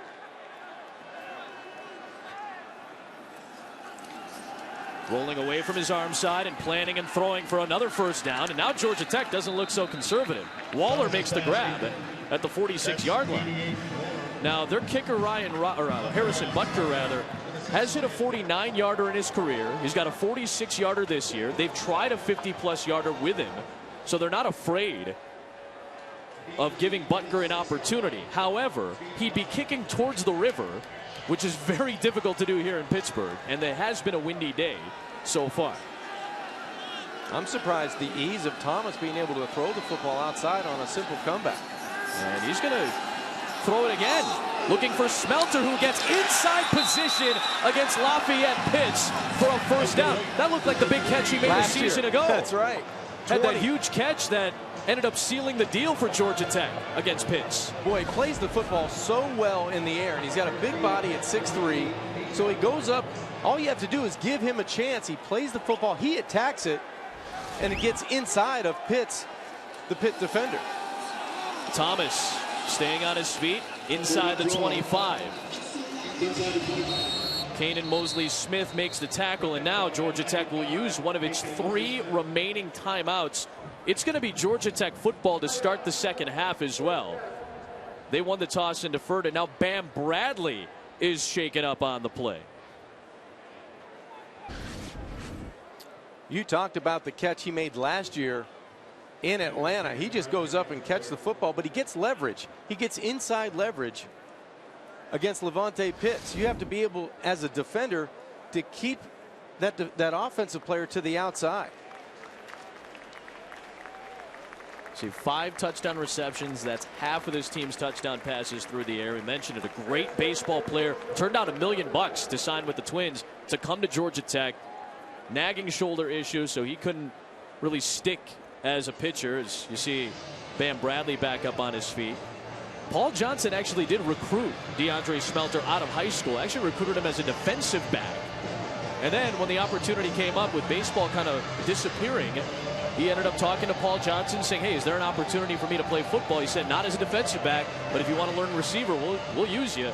He's become a great receiver the last 2 years. Well, I think if I'm Paul Johnson, and I would get back to that play where they went unbalanced to the field, go full flow to the wide side and try to sneak somebody, you know, from that wide side back to the short side, because it was wide open the one time they ran it. Yeah, the Perkins touchdown today. They did it last week for the Smelter touchdown. 2nd and 6 from the 24. Keep it on the ground, and it's Days stacked up shy of the 20 by Ray Vinipal. Make that Nicholas Grigsby on the tackle. We said it, Grigsby is an important cog against the triple option. He's got the most speed of any linebacker, so usually a hybrid rush or drop back guy. He's playing the mic today. Well, Georgia Tech needs to operate with a little bit more urgency. I know the entire playbook is at their disposal, but they took entirely too long to get to the line of scrimmage. They should have probably burned that timeout right after the run was stopped short of the first down. Play clock was at 23 when they called that timeout, so about 15-17 seconds came off before timeout was used by Paul Johnson, getting set for this 3rd down. Hey, we mentioned J.T. Barrett and how well he's done with this Ohio State offense. The #1 offense in the Big Ten against the #1 defense in the Big Ten. Ohio State in Happy Valley to take on Penn State today, Saturday Night Football on ABC. Who would have thought that Braxton Miller going out, Ohio State's done, right? They lose to Virginia Tech week 3. Since then, they look very, very good. They look like a different football team, and they look very confident on the offensive side. So if you're just joining us at the end of this first half, 5 possessions to start the day for Pitt, 5 fumbles, 4 touchdowns by Georgia Tech. Tied an FBS record for most fumbles lost in 1 quarter. Second quarter starts, 2 touchdowns for Pitt, trying to get a stop on 3rd and 3 and go into the halftime break down 2 scores. Thomas keeps it, has the first down, and he tumbles down at the 15. The clock will stop to move the chains. Georgia Tech still has one timeout left. 22 on the clock. The clock will move on the referee's whistle. We'll spike it here. A few seconds come off at 19. So now you still have a couple of opportunities to maybe take a shot towards the end zone, or you can settle for a field goal whenever you want to, with 3 snaps remaining. And remember, if you decide to put the football in the air, you've got Darren Waller, that's 6'5". Right. You've got another guy, DeAndre Smelter, that's 6'3". They can go up and get the football. So if they get man-to-man coverage on the outside, or at least a version of that where you feel like you're isolated to one side of the field, I would not be surprised to see Justin Thomas throw one up. Waller at the top at 6'5" against the 5'11" Lafayette Pitts. Smelter at the bottom against the 6-foot Mitchell. Thomas pressured out. And he'll just toss it away. We said it. He's done a much better job of that the last several weeks, really this season, of throwing the ball away when there's nothing there. So 3rd down, 11 seconds left. You can still take a shot at the end zone if you want here. And I guess if you wanted to run the football, maybe move the ball to where the kicker likes it, you have one more timeout to use as well. You have that option because of the timeout, so your whole arsenal is available for you if you're Paul Johnson, either trying to set up the kick with a run and get it more to the middle of the football field, or taking a shot at the end zone. I would think it might be something like a quarterback draw or a quarterback follow on the option, and give Justin Thomas an opportunity to use his feet. Couple of crucial snaps. The play clock is at 0, and a penalty marker is thrown. They didn't get the snap off in time, so they'll lose 5. Back to the 20. Delay a game. Offense. 5-yard penalty. 3rd down. And there's inside of 10 seconds here. It's a penalty that does stop the clock. So they'll reset at 11 because it was a penalty, so they'll have an opportunity. I would think you would go with your quarterback. Just as I said, maybe a quarterback draw or a quarterback follow on that option. 3rd and 15 for the 20-yard line. 2 crucial snaps at the end of the first half. Towards the end zone, there's coverage out there, and it's knocked away, intended for Waller at 6'5" with the 6-foot Mitchell on him. But there is Pat Amara, the 6'2" freshman who came in for the injured Terrish Webb to try to knock that ball away, and it brings up 4th down. Risky throw too, because there's 2 Pitt defenders. You get an interception there in the end zone, and you take points, potential points, off the scoreboard. Butker, 132 career points. His long this year is 46. This is a 37-yarder, well within his range.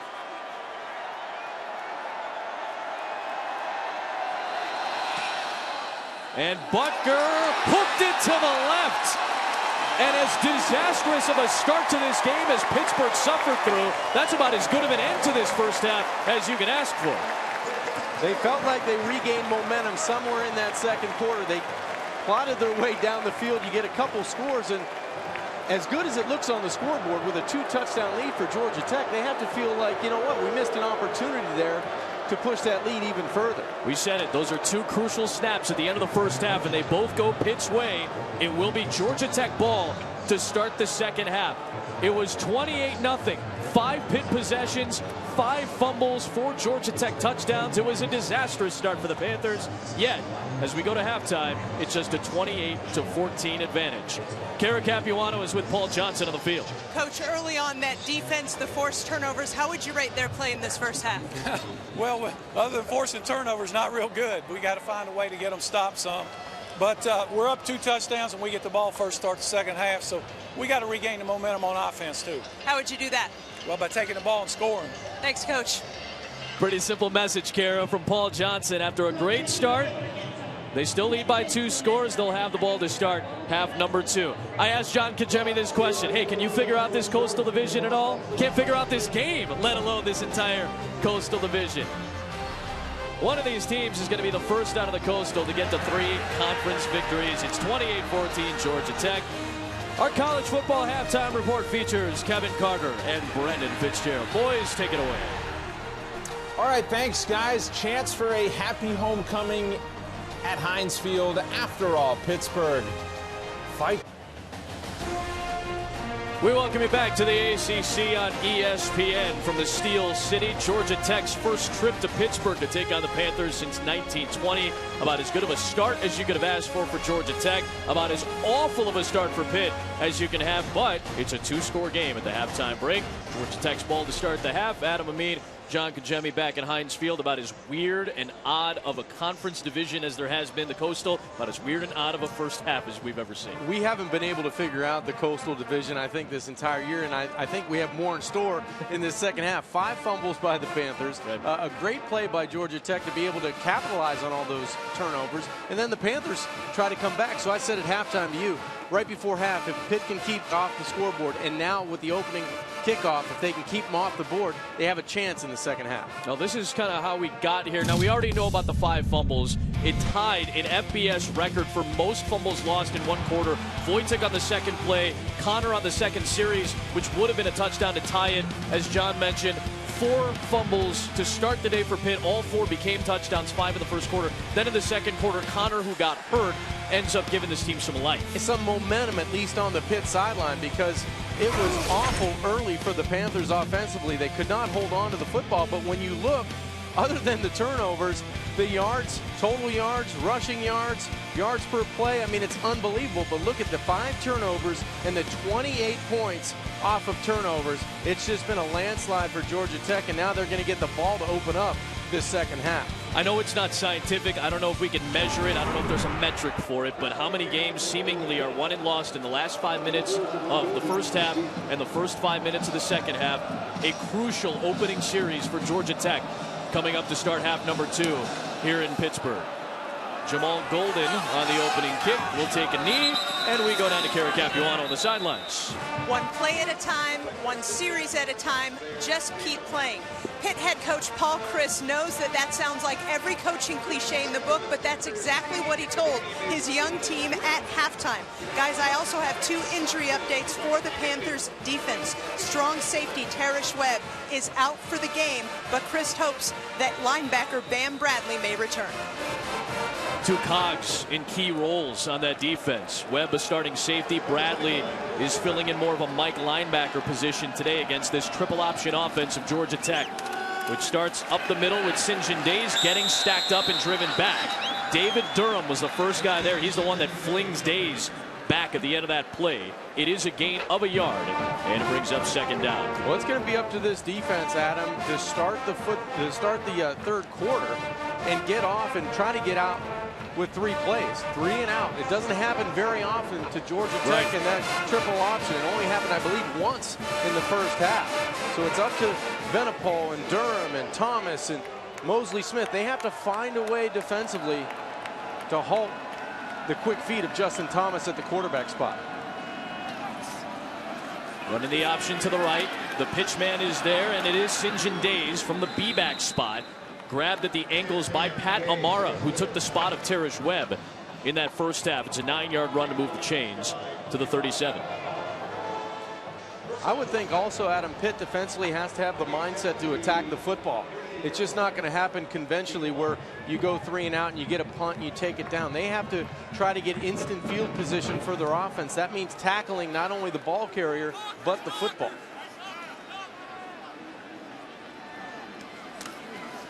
Days angling, and he has a good run for a first down and popped at midfield. Got hit by Ray Venipol, and it brings up a 1st and 10 right at the 50. There's Aaron Joe, part of this offensive line. We didn't mention it in the first half. Chris Griffin is the normal right tackle.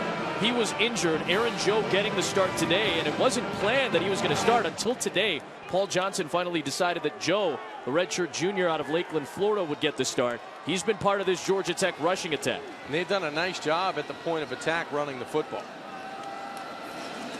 Thomas twisting and turning and keeping and getting maybe a yard into Pitt territory, right into Shakir Soto, sophomore out of Wilkes-Barre, Pennsylvania. And 2 minutes into this third quarter, it's second down coming up for Georgia Tech. Thomas did a good job and really is a better fit running this spread option, the triple option offense. A great rushing quarterback who's got 85 yards and a touchdown today. That was probably the only play that he hasn't been decisive on the option play. He's looked good. And took over for Vad Lee, who transferred to James Madison because he wanted to pass the ball more. It's understandable. Thomas fits right into this offense.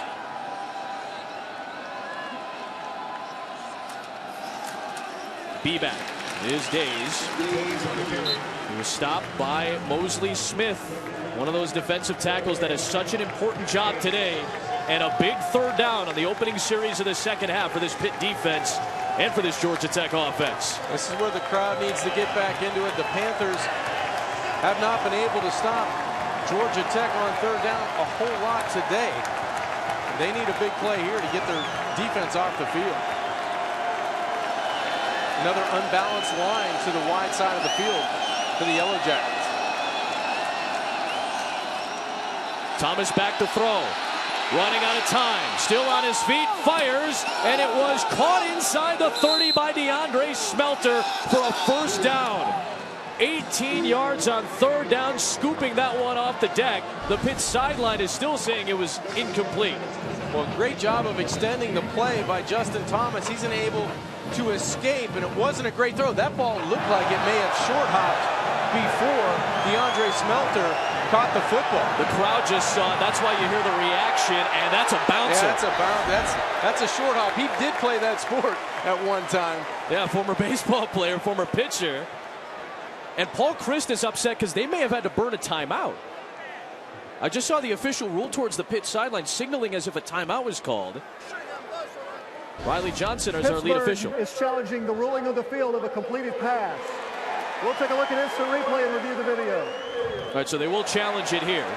So the replay official, Rosie Amato, is going to get a chance to look at this, and this clearly is an incomplete pass. Well, here's the angle right here. You can see the ball change direction. It actually hops up into the numbers of DeAndre Smelter. Another good look here. That ball, just a little short hop, and goes into the palms of the wide receiver. Like an outfielder trying to come in and make a diving catch. So no timeout charge. It was just a rule that it was a challenge coming up from Paul Christ.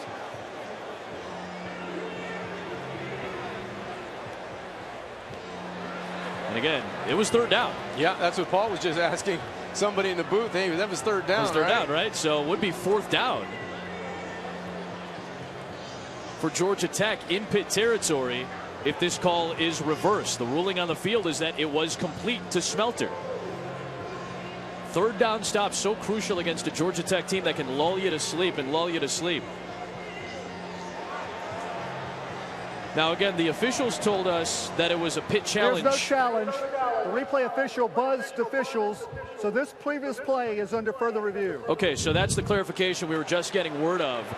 No timeout, no challenge from Pitt, nothing from the Pitt sideline. It was Rosie Amato up in the booth and Sam Duda, who is the communicator, up in the replay booth, part of this ACC crew. So nothing charged to Pitt. This is the look, the exact look and the exact view that the replay booth is getting, a live feed from the replay booth. This is what Rosie Amato is looking at in the replay booth. This is the most clear view that that ball hit the ground, or certainly one of the most clear views. Maybe they're looking at whether or not the hands got underneath, but it really doesn't look like they did before the bounce came. Well, the only thing they could be looking at this closely is if Smelter's right hand was underneath the football, but it looks like the ball changes direction just before that, and I don't know if that's the hand causing that or the ground causing that. That's what they're looking at. And I thought that other look that we showed where you could almost clearly see the bounce was very clear. However, that one kind of gives you a sense that, well, maybe the right hand was underneath. But again, is it indisputable video evidence that the hand is there? Can you make that assumption or not if you're a replay official? And these are the questions that you have to answer if you're in the replay booth. These are the toughest calls to make, because do you feel that there is enough evidence there to overturn the call that the referees made on the field? Riley Johnson with the call. After review, the ruling on the field stands. Catch. First down. So again, that first look that you and I got, it clearly looks like it bounces, but that last angle we showed you, Smelter's hand got underneath, and that's what caused the football to change direction and bounce up into the 1-5. So Boy, the officials up in the booth had a couple tough ones today. Absolutely. The Wojtek fumble, original fumble, the first of the 5 for Pitt. That was a tough call. The Tyler Boyd fumble where his elbow may have been down, that was a tough call. That seemed like the toughest one of the day. And it's first down at the 28. And here comes Snoddy trying to gain control of the ball. And he makes a good cut for a first down. And still on his feet into the end zone. Touchdown, Georgia Tech. The 3rd touchdown of the day for Broderick Snoddy, who didn't have one all season. He's got 3 of them today. Multiple times it seems like Broderick Snoddy's been on the outside and Pitt defenders have not been able to tackle him.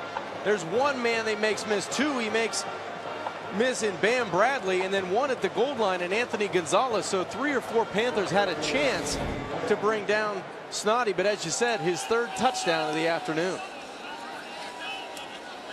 What a response for Georgia Tech. Again, is the call right? Is the call not right?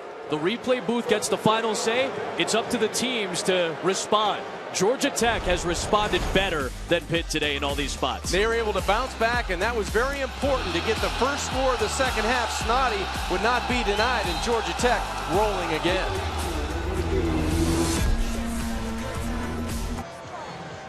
Everything has seemingly gone Georgia Tech's way. Crucial moments, crucial reviews, crucial calls has gone Georgia Tech's way, and you got to take advantage. And Broderick Snoddy, after the first fumble by Wojtek, banged it in for a touchdown. He's had 2 more since. He's done a great job on the perimeter for the Yellow Jackets and breaking tackles, multiple tackles.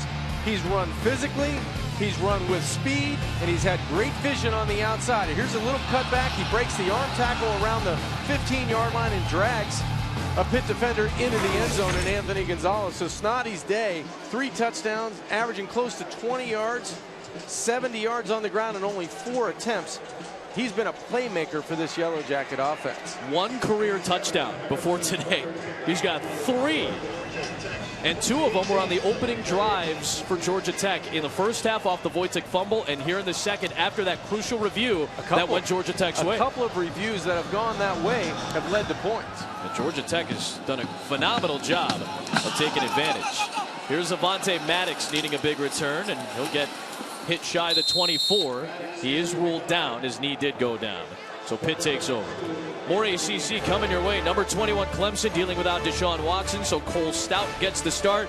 Clemson also losing their top rusher and Adam Choice to a torn ACL last week against BC. Terrell Hunt for Syracuse dealing with that broken fibula. So some different personnel could make for some interesting football in Death Valley tonight as Syracuse takes on number 21 Clemson. We'll take you there after we're done here in Pittsburgh. Chris James starts at running back, and he gets the carry for about 1.5 yards. We'll give him 2, and it's 2nd and 8. So again, Connor dealt with what seemingly was a knee injury, got his knee rolled up on, but as John accurately thought, maybe between the 20s they'll kind of mix and match him a little bit, and then when they get inside the red zone they want him. That's exactly what happened in the first half. Connor did give a little bit of life to this offense. Yeah, it might be a 3rd and short opportunity, but definitely once they cross the 20-yard line going in, you're going to see a lot of number 24 if that opportunity presents itself. Passing look out of the gun, and Wojtek trying to avoid the pressure but can't. Adam Gotsis has his 2nd big play today. A sack for the Australian native, a loss of 9. Sometimes you run into a sack, and that's exactly what happened here with Chad Wojtek. If he stays put and holds his ground in the pocket, see him drift, he's drifting towards because he can't see to the outside. If he holds his ground and steps up through the pocket, number 1, he might be able to run the football, but he doesn't run into a sack. Yeah, Matt Rothram did a good job of protecting Wojtek that time. Sometimes as a quarterback, you have to hold your ground in that pocket. So they rush just for Georgia Tech on 3rd and long. Wojtek slings one for a first down to Boyd. Out across the 35-yard line to the 38. 21 yards there on 3rd and long. That's not the first time that they've converted a 3rd and long or put themselves in a position to do so. This is a perfect example of holding your ground and now stepping up and climbing up through the pocket. Watch Wojtek. He's about ready to make the same mistake, but he's able to slide up into the pocket, get a throwing lane to a playmaker on the outside, and that's Tyler Boyd. So he learned from the second down play to the third down play. Connor checks into the game. He's the deep back from the 38. Yellow Jackets loading the line. Wojtek with a quick toss to the outside. And Tyler Boyd with good yardage, and it's stripped out by Milton, but he's ruled down already after an 8-yard pickup. Chris Milton came in and ripped that ball away from Tyler Boyd, but his knee was already down. The play was ruled dead. I think he's got maybe a little bit chippy after the play as well.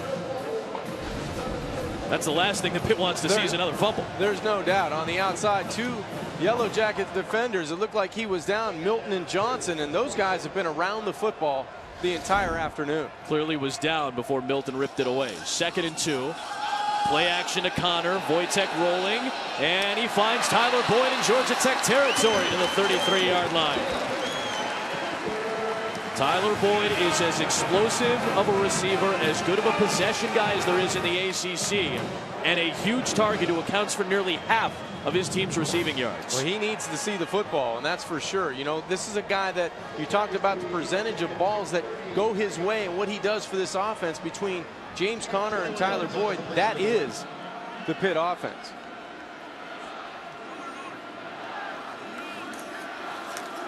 Wojtek looking to throw again. A long one to the sideline, looking for a receiver. That was Scott Orndorff, his H-back, who has only made 2 catches this year, one of them for a touchdown. So they're using Orndorff a little bit. They've used J.P. Holtz a little bit. So guys, H-backs, tight ends a little bit more, trying to get somebody involved. You have to, especially with James Conner out of the football game for the majority of the time. You have to spread the football around. And on that particular play, Tyler Boyd came off. Looks like he's back. He's still on the sidelines. Yep, Rashid Ibrahim checks in. 2nd down. Rush is coming off the edge, and Wojtek got rid of it, knowing he was going to take a hit. Ronald Jones makes the catch at the 30-yard line. DJ White was in on the corner fire and nearly got Wojtek. Boy, he comes with authority. Sometimes you have to hold your ground as a quarterback, and DJ White came and put Chad Wojtek on the ground, but a good throw, well-located pass low and away to Ronald Jones. Tyler Boyd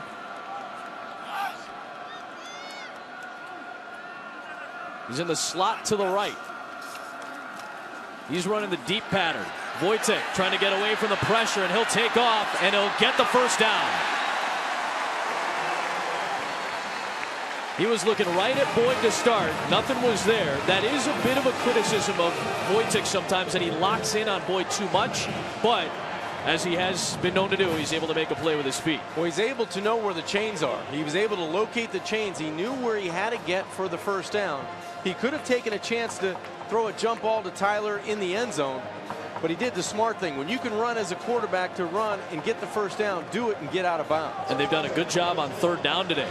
6 of 7 Pitt on 3rd down. Connor is the deep back from the 21-yard line. Here is Connor up the middle. This is exactly what John Kajemi thought they would do with Connor. Mix and match between the 20s. And once you get to this part of the field, this is the guy who's going to have the ball in his hands. Yeah, you're going to give it to the guy from Erie, Pennsylvania, who knows how to get in the end zone. And you're going to limit his carries this way as well. And the punishment he might take between the 20s. 12.5 yards to carry. Remember, though, the 74-yarder that he got stripped at the 1-yard line, which would have been a touchdown. That was back when it was 7-0 Georgia Tech. Shoveled it out for Connor, who cuts it back inside the 5. James Conner is single-handedly keeping Pitt in this game. Third touchdown of the day, and now 14 on the season for James Conner. Well, he and Snoddy are throwing punch for punch, sure are. 2 terrific backs today. We've heard more about James Conner throughout the season, and rightfully so. Leads the ACC in touchdown. 14 touchdowns this year for number 24. Ever since he had that huge mistake on that 74-yarder, and ever since he dealt with that right knee injury, he's come back with a vengeance. And again, he's really the biggest reason Pitt is still in this game. Still a 2-score game. Georgia Tech on top.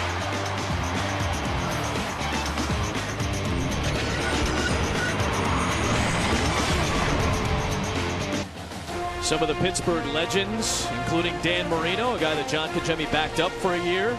You see that helmet right there, the Pitt script on the side. It is homecoming for Pittsburgh.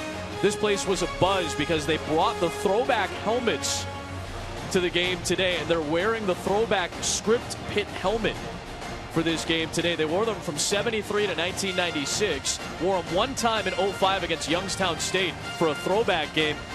And as far as we know, and Steve Peterson talked about it, the AD, there's no getting away from this. I think they're going to stick with these helmets for the time being. Well, they should. I mean, this is a unique look for the Pitt Panthers. I mean, everybody knows that the script from east to west, and it's just a clean look, and I think the Panthers deserve to be in those uniforms. Good special teams play on the return by Golden. Tackle was made for Pitt by Reggie Mitchell, and it keeps him inside the 20-yard line. So we keep seeing these momentum shifts back and forth.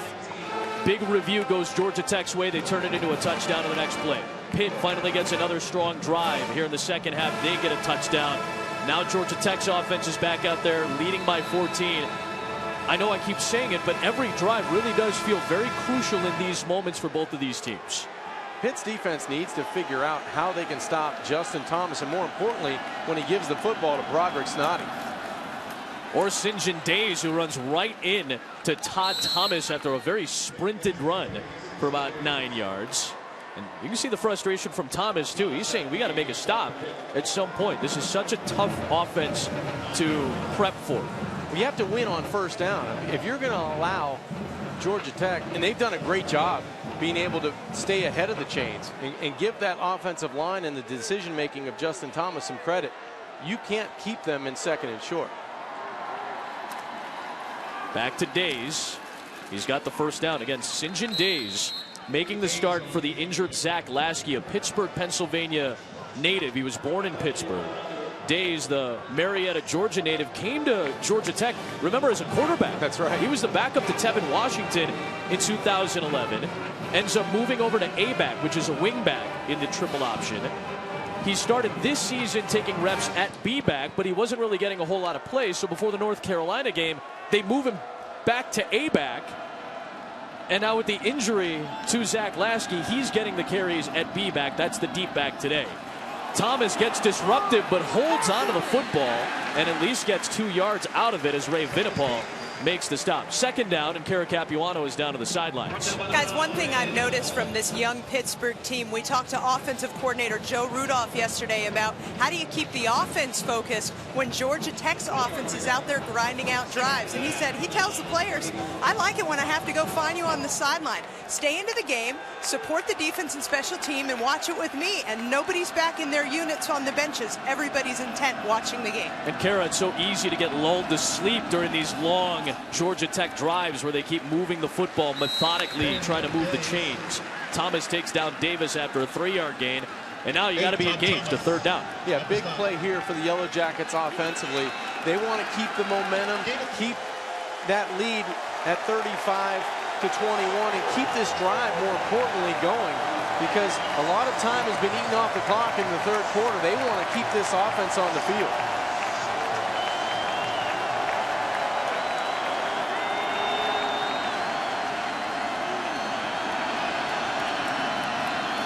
Thomas is going to screen it out. Zenin trying to find space. Thomas brings him down at the 41-yard line. They get the third down stop, but it's 4th and 2. And again, this is not outside of the realm of possibility to go for it for Georgia Tech in this spot. And you see Paul Johnson, this is how he relays the plays. No script. He doesn't have a play sheet. This is like high school. He's running the plays back in with his backs. He's been doing this for about 31 years, I believe he told us on the call. He's got it all in his head, and this might be a situation where they try to motion again and draw Pittsburgh off sides. And let's see if they truly run a play here on 4th and short.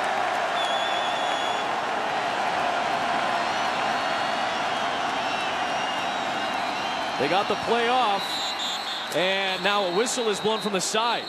Might be a timeout here. There's no play. Timeout was called by Georgia Tech before the snap. Georgia Tech is charged for their first timeout of this half. That was B.J. Bostic who got the carry, but the play clock was winding down. So Georgia Tech calls time, and a huge 4th and 2 coming up from Pittsburgh when you come back. Paul Johnson called timeout before a 4th and 2 play where B.J. Bostic seemingly would have ran it for a first down to keep this drive alive. 3:07 to play in the third. Called timeout, and it's 4th and 2 for his offense, which has gained 407 total yards. They need 2 to keep this drive alive. 1 4th down stop for Pitt already today, but they won't get one here. Picked up by St. John Days. Todd Thomas makes the tackle, but it's enough for a first down to keep this drive alive. This is what Georgia Tech does on 4th down. Let's credit this offensive line. They just move people off the point of attack. Thomas gets there, but he gets there a little bit late. That offensive line just doing a nice job on 4th and 2 of getting a hat on a hat and moving people in blue jerseys. Just the second game that it's not the same starting 5 up front. Days into Pitt territory as he's grabbed by Todd Thomas from behind. Thomas with 11 tackles today. That brings up 2nd down. Again, Chamberlain, the left tackle, missed the Duke game with an ankle issue. And then today, no Chris Griffin, the right tackle, is out with a shoulder injury. So those are the only 2 games, Duke and Pitt, that it's not been the same starting 5. That starting 5, for the most part, has been there for all these big rushing games. Yeah, this offensive line's done a nice job. Aaron Joe moving to that right tackle spot. He's done more than just hold his own. This is the A-back running it. Here comes Broderick Snoddy, who's right at the first down marker, and Reggie Mitchell may have tumbled him over it. 2 minutes to play here in the third. We'll spot it at the 43 of Pitt. Let's see if they give him the first down. They do.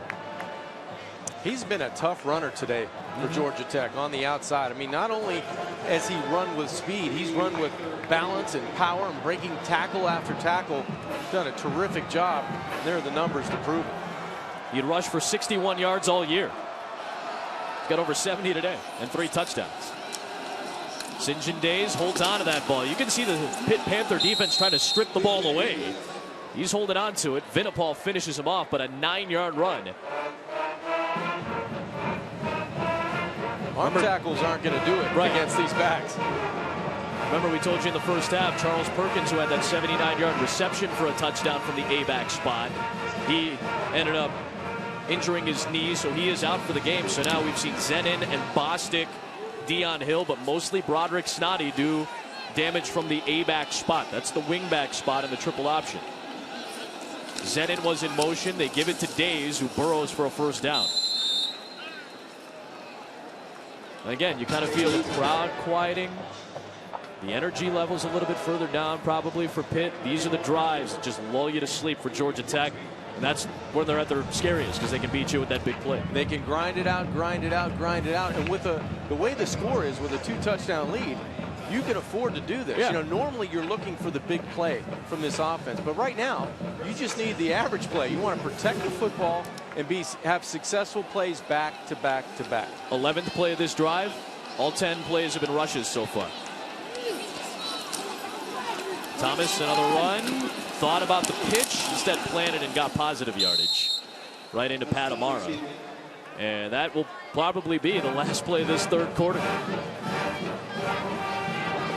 That's where Georgia Tech is so dangerous. When they've got these advantages, they can grind possessions away.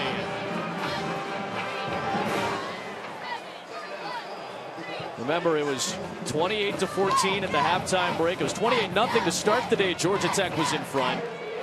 Pitt got 2 touchdowns from Connor going into halftime, and we've seen the 2 guys who've done the most damage on the ground today, Broderick Snoddy and James Connor, each with a third quarter touchdown through 3. A 14-point Georgia Tech lead. One of these teams is going to have their third ACC win today.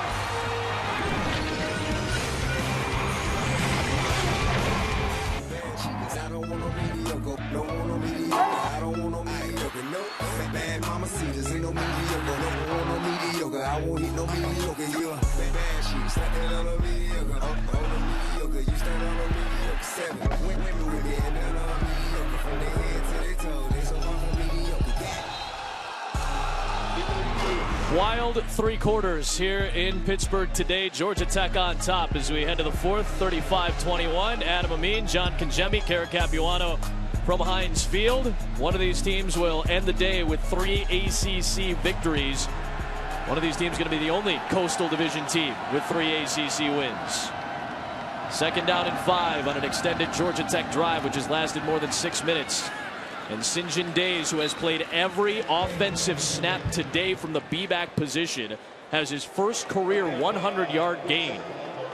20 carries for 109 yards for a guy who, as we told you, came to Georgia Tech as a quarterback, played A-back, played B-back this year, moved back to A-back before North Carolina, and is back at B-back for the injured Zach Lasky, and has performed very well. He's done an excellent job of securing the football, number one, being able to run in between those tackles and crank out 8, 9, 10-yard runs just about every time he's touched the football. Big 3rd and 1 here. And Thomas trying to keep it, and it looks like he should have enough. Well, it depends on the spot here. It looked like the line judges were going to give it to him. Shakir Soto tried to stack him up, but may have had enough for the first down. This one will depend on that spot. And obviously that yellow line is not official by any means. This almost looks like it's going to be a link either way, Adam. Yeah. Either a link for a first down or a link for 4th down. And if it's 4th down, again, it doesn't really seem like it may be, but if it is 4th down, do you kick a field goal here to make it a 3-score game? Pitt hasn't shown the ability to stop them, and I don't think that's going to be necessary. It's not going to matter. It's a first down.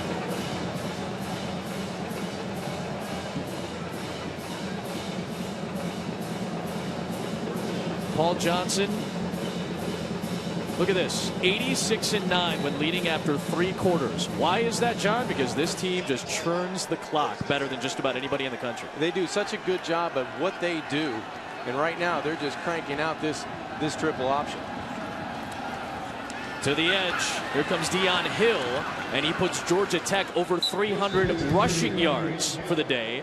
And when this Georgia Tech team runs for 300 or more yards under Paul Johnson, they're 35-9. All the numbers are in favor of Tech right now because of this triple option offense. Now, taking the turnovers out of this equation, I know you can't do that, but when we talked before the game, I said I think Georgia Tech can have their way on the ground just because of the way they spread the Pitt defense out. This is an unusual animal. Even though Pitt has practiced this and seen this and done this in the spring and the summer, once you do it live, it's very difficult to stop.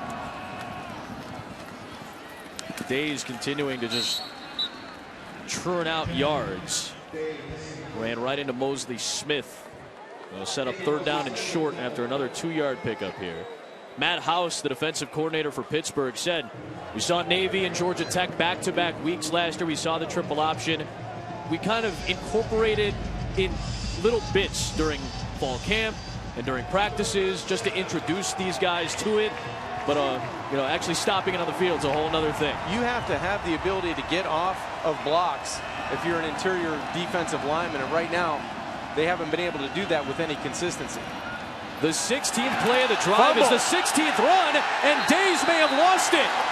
Pitt needed a takeaway, and they finally have one. David Durham comes up with the football, and exactly what Georgia Tech was looking to avoid is what Pitt comes up with. And again, the pendulum swings, and after a phenomenal day of running the football, St. John Days coughs one up at a crucial moment. Didn't see this one coming. Let's see who gets the hand on it. Looked like 91. Darrell Leonard did a nice job of getting that left hand on the football. Days never saw it. It's the left arm that gets inside, strips the football. Durham gets on it. A huge turnover for the Panthers. It was a huge turnover for the Panthers. It was a Colt Durham comes out with it. Render forced it loose. That's the first mistake St. John Days has made in what has been a grinded out performance. Now down 2 scores with 12.5 to play. James Conner starts in the game, or starts this drive in the game at running back. Wojtek throws it to Boyd and he drops it. Milton was coming in. Maybe you heard footsteps. That's a rare drop by Tyler Boyd, one of the best possession receivers in the ACC. And sometimes it looked like Boyd just took that one for granted. I mean, that was a simple hitch route to the outside. you're going to have drops, but not out of 23 most Saturday afternoons. Yeah, I was going to say, that's a rare moment. Tyler Boyd, who's been a favored target all year for Wojtek. He's tried to spread it out a little bit more today. Holtz has made some plays. Weatherspoon has a catch as well. Here comes Connor. And ran right into Quayshawn Neely, who was so impactful in that first quarter, the disastrous Pitt first quarter. So all of a sudden, you get the takeaway, but you've gone 2 plays and haven't moved the football all that well. 3rd and long. What that drop does on first down is make it so much harder on 3rd down to convert. Something that Wojtek in this offense has done well today. 6 of 7 on 3rd down. Is Boyd going to be the guy on 3rd and long here? Rashid Ibrahim is the 3rd down blocking back in there for Pitt. And don't discount Wojtek's legs here on 3rd down. 4-man rush. Wojtek slings it, and it is dropped. Manessa Gardner could not come up with it. So on 3rd down in a crucial moment, going to somebody besides Boyd, an opportunity for Gardner, just could not come up with a football. Pitt doesn't take advantage of the opportunity on the fumble recovery, and you have to catch that ball. I mean, you have to be able to catch that football, and Chad knows it as well. Was it the perfect throw? No, but was it there for him? It seemed like it was. You have to make that play. Yeah. So Jamal Golden is back to return, and Ryan Winslow is pinned at his own 1-yard line to try to kick.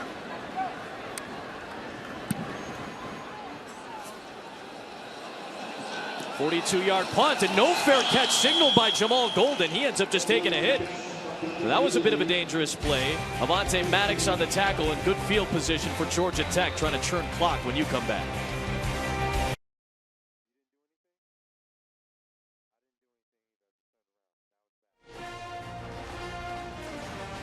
Memories coming back right now. This is actually happening right now. This isn't taped. This isn't anything like that. This is happening literally at this moment. Right across the river from Heinz Field, the wedding photos are being taken. We weren't invited. I'm a little upset about that, Aaron. Huh? We're going to tell them after the game. I'm going to let them know that they should have. Maybe it was lost in the mail. I don't know. Crash the reception or something. That's the plan actually for tonight. Georgia Tech, 8:54 on 16 plays, taken off the last drive. 8 minutes and 54 seconds. And now Tony Zenon with a big run inside the Pitt 20. Wow. No one will catch him. Georgia Tech touchdown. They took 9 minutes off the clock and fumbled the ball on their last drive. They go 1 play for 57, and Zenon's got a touchdown. Longest run of the season for the redshirt senior from Georgia. His 4th touchdown of the year, and it took 10 seconds. The speed on Tony Zenon, he just pulls away when he gets to the open field and runs away from Ray Vinipal. I mean, that was unbelievable, the explosion he used off the right side. I mean, if it's not Zenon, it's Snotty. If it's not him, it's Thomas. If it's not St. John Days, I mean, this is a team that has multiple running backs and a quarterback that can beat you on the perimeter. 5 rushing touchdowns today. The only other touchdown was the 79-yard reception by an A-back in Charles Perkins, who did not make it to halftime with a knee injury. Georgia Tech with 510 yards on the ground, and they are now doubling up Pittsburgh. 42-21. Tony Zenon just takes off on the right side, and Georgia Tech seems to be in complete control this second half in this football game.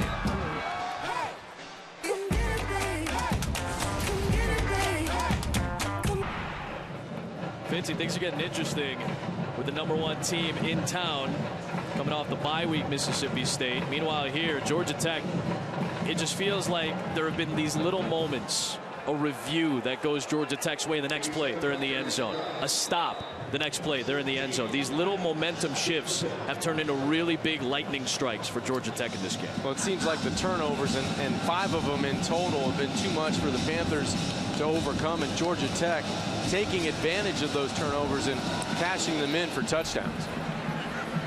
Good kick by Butker out of the back of the end zone. And let's take a look at our Taco Bell game track The first quarter was disastrous for Pitt. They tied an FBS record with 5 fumbles lost in the opening quarter. Georgia Tech took those 5 fumbles, got 4 touchdowns out of it, led 28-0. Connor gets 2 touchdowns in the second quarter. Snoddy and Connor each with a touchdown in the third. They both have 3. And then Georgia Tech coming away with a very, very crucial score on its last touch. They burned about 9 minutes off the clock, then fumbled in the red zone. Pitt goes 3 and out after a couple of drops by receivers, and then Georgia Tech next play, they're in the end zone on the Zenon TD. That's how quickly this game has seen these shifts in momentum. Tyler Boyd, he might pass this. He's looking to. But he's got nowhere to go.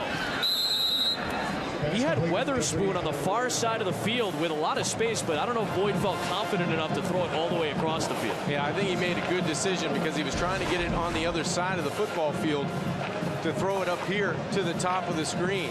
He wanted to get it out here somewhere or go down the field. Decided he couldn't get it all the way across the field, so he tried to make a positive play out of it. Yeah, that was Ibrahim. And then after the play, because Boyd took a hit, he's limping off the field now. We'll go back to Wojtek on 2nd and 7. Pockets collapsing. Lost the football as P.J. Davis stripped it away, but Wojtek keeps it. And it ends up being a loss of 3. Let's give this defense a lot of credit. Absolutely. They've been able to attack the football from the first and second play of this game all the way deep into the fourth quarter. I mean, they're getting their hands on the football and prying it away from whether it's Wojtek or Connor or on the outside Tyler Boyd. There needs to be more urgency with ball security on the Pitt side. Speaking of which, Wojtek can't hold on. And it's Georgia Tech football as Kyle Travis recovers it inside the 10. P.J. Davis has 3 TFLs. Wojtek was forced into a fumble that time, and then a bad snap over Wojtek's head, and Travis recovers it. And now Wojtek looks a little bit shaken up as he limps off the field, and everything that could have gone wrong for a Murphy's Law situation for Pitt today has gone wrong. Chad had no chance at getting this football. Alex Officer sails it over his head. Kyle Travis gets on the football, but at the end, the collision between Travis and Wojtek looked like Chad got the worst end of that deal as he struggled to get to the sideline. Remember, he's not the main center. He hasn't, at least wasn't listed as such. Alex Officer has been the starting center for several weeks, but Artie Rowell ended up tearing his ACL against BC. Officer has taken over as the starter since. It's been a bit of an inconsistent offensive line. Deion Hill gets a good block along the edge. And Deion Hill is in for another Georgia Tech rushing touchdown. That is 5 touchdowns by the A-backs, the wing-backs. So everything along the edge, Georgia Tech is really exploited today. And I believe that's at least the 3rd touchdown that happened the next play after. That's right, another swing, right? Which has been the way the Yellow Jackets have been able to capitalize on the turnovers. They've been able to take good field position, take that momentum, and the next play, get in, find a way to get into the end zone. 6 fumbles lost by Pitt today. 5 have led to touchdowns. 3 on just about the very next play. The struggles and the frustrations of this Pitt offense, very apparent.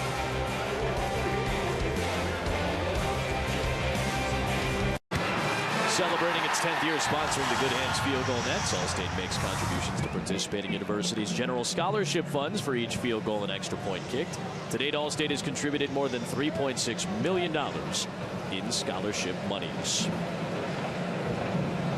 Trey Anderson has his helmet on, the backup quarterback for Pitt, as Chad Wojtek was a little worse for the wear coming off the field after that last Pitt drive. He was getting tended to by the training staff after he took a shot from Kyle Travis on a bad snap, diving for it. We may see Trey Anderson on this drive for the Panthers offensively. And it will start at the 25-yard line. Anderson's a redshirt junior out of Texas. Played a series against FIU in the 4th quarter when Pitt was only up by 7. He's playing in his 8th career game. Originally joined Pittsburgh as a walk-on. We'll get an opportunity here. Limited numbers, good numbers, but limited duty. And he has to take advantage of this opportunity just to run the offense and be out on the field. Sometimes when you don't get a lot of playing time, these situations for a quarterback, no matter where you are, as a young quarterback or a veteran quarterback, just good to get snaps.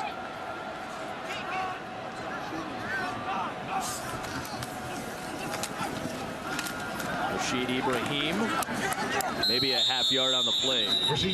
Easy story for this ball game. If you just joined us, 6 fumbles lost by the Pitt Panthers, 5 of them in the opening quarter of this game, tying an FBS record. And Georgia Tech, off of those Pittsburgh fumbles lost, has turned it into 35 points.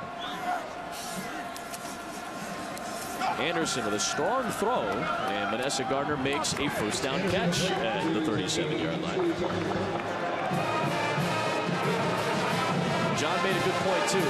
Obviously some of these fumbles were self-induced, but most of them weren't. The Georgia Tech defense has been very, very impressive today. They were very good attacking not only the ball carrier, but the football.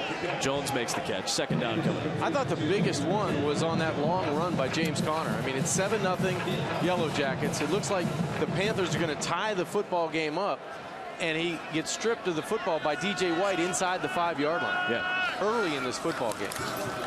That was a couple of minutes in. Boyd makes the catch. But Trey Anderson looking very good, and Boyd dives to the 35-yard line. 23 yards for Tyler Boyd there. So Anderson trying to take advantage of this chance. And limited opportunities. Just the 8th time he's ever appeared in a college football game. Isaac Bennett checks into the backfield. He had a fumble. He gets the play fake, and Anderson is going to take a shot for the end zone. He's got it. What an effort by Jones. He just could not hold on. It looked like he was going to make the grab. Just spun himself out of it. That was a pretty strong throw by Anderson. You like the way Trey's come in. He's gunslinging it around the yard here at Heinz Field. Perfect location on the football. You just have to be able to move your body and turn your body and make the catch. It feels like that 3 and out after the turnover. Boyd with a rare drop. Gardner with a drop on 3rd down. That's a drop in the end zone by Jones. Some pretty good throws that have been out there for some receivers. Just crucial drops. Over the top for Bennett. And Bennett is going to take it into the end zone. Trey Anderson. Well, Trey Anderson looking pretty sharp as he comes into the game for a shaken up Chad Wojtek. This is his first touchdown of the season. Bennett with his 3rd career reception for a touchdown. Isaac Bennett, complete mismatch with Kyle Travis on the short side of the field, and I think Trey Anderson knew it right away. His eyes went to number 34, and a good throw because there's nothing Kyle Travis could do with his back to the football. He didn't even know what was coming in his direction, and let's give Trey a little credit. Came in and started throwing the rock a little bit for the Panthers. Yeah, right over the top of Travis into the arms of Bennett.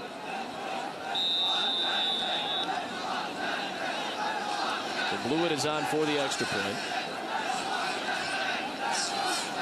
Nice job by Winslow to handle the snap. Goes a little bit behind him. Bennett comes away with the touchdown. That was a nice play design. You're going to see on the outside just a quick slant here, and then in the backfield, you're going to see the wheel route just come off of that with a linebacker that has to get out here in coverage.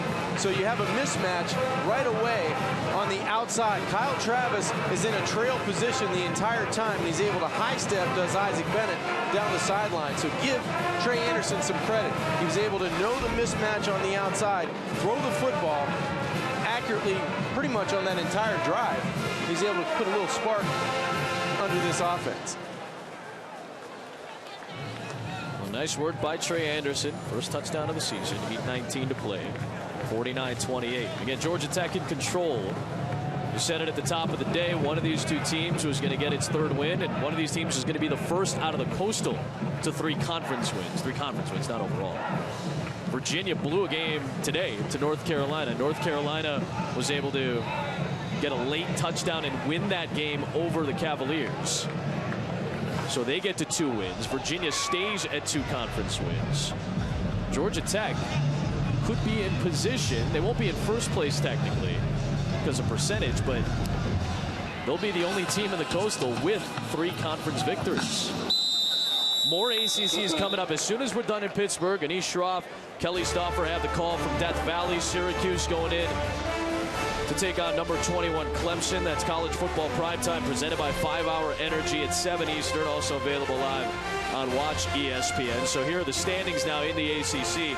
And the reason it's been so fun to be in the Coastal is because everybody's beaten up on just about everybody.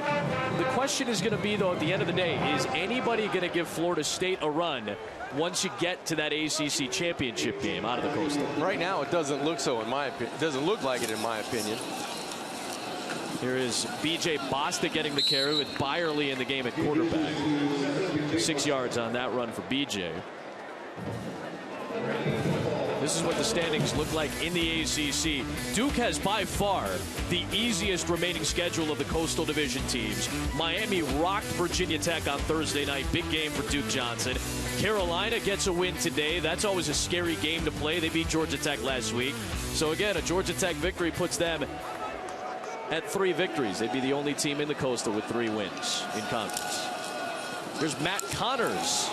And Matt Connors into Pittsburgh territory. His 26th career carry, just the 2nd of the season, and he runs for 20 yards. So it seems like everybody in this backfield, whether you're the B back or the A back, you're able to get chunk yardage plays in this offense.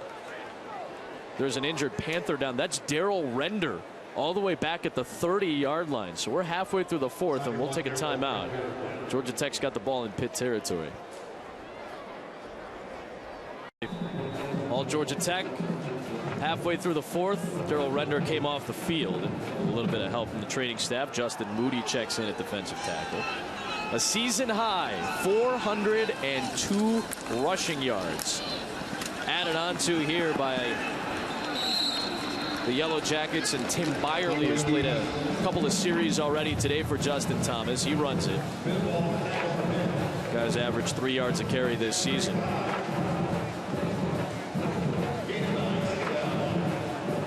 And Adam, it just hasn't been 1 or 2 guys. It seems like, you know, this offense started with Justin Thomas at the quarterback spot making good plays, but it's been Zenon and Snoddy and Perkins when he was there. Days at the B-back position. There's Andrews, one of his first touches of the day, and it's a first down. The rushing offense for Georgia Tech, season high in yardage, and Broderick Snoddy, who had 1 career touchdown, coming in at 3 today. It was just unbelievable the amount of tackles he was able to bring to break, along with St. John Days on the inside. But Snoddy gave you the speed, the agility, the elusiveness out on the edge. And there's Tony Zenon. He was able to run away from the Panthers defensively. Hill kicked in to the end zone as well. So multiple players scoring touchdowns for the Yellow Jackets on offense. On a day where they did not have Zach Lasky, their leading rusher from the backfield. Obviously, Justin Thomas, their quarterback, is their leading rusher. Byerly runs it there. But a bunch of different guys, Snoddy included. Charles Perkins helped out. He had the big reception for a touchdown in the first half, was injured. Days had his first career 100-yard game, playing in place of Lasky at B-back. And everybody has done it today for Georgia Tech. When you think of, hoop season is coming up. You got Syracuse on the football side coming up against Clemson. What do you got? Or Clemson? What about Jim Boeheim? You always have to prepare for that zone. Same way you got to prepare for this Georgia Tech rushing attack that is now seeing Matt Connors churn clock for this Yellow Jackets offense. You always have to take a little extra time to prepare for the triple option. Just like, you got to prepare for Jim Boeheim's team. You got to prepare for Paul Johnson's team. Zach Lasky, as disappointed as I'm sure he is, being a Pittsburgh-born kid, not able to play here. He's enjoying what he's seeing. Yeah, this offense has been rolling from the first quarter on, and they've been able to do what they wanted to do on the ground. Most of those yards coming on the edge, where Pittsburgh wasn't able to set up that perimeter defense. Connors. And he's able to lunge forward. He's got the touchdown. Matt Connors, his 5th career touchdown.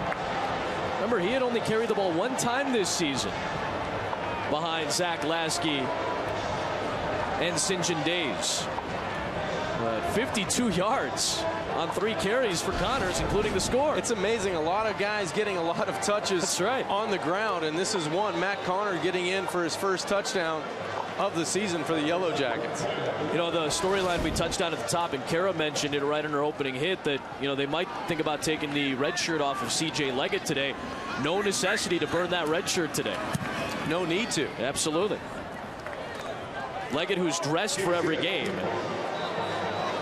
He was ready to go today if need be, but they haven't needed him. Everybody's been getting involved. Kara Capuano is on the sideline. They haven't needed a whole lot of help today, Kara. They haven't, Adam, and of course Leggett was available because of the injured shoulder to be back starter for the season, Zach Lasky.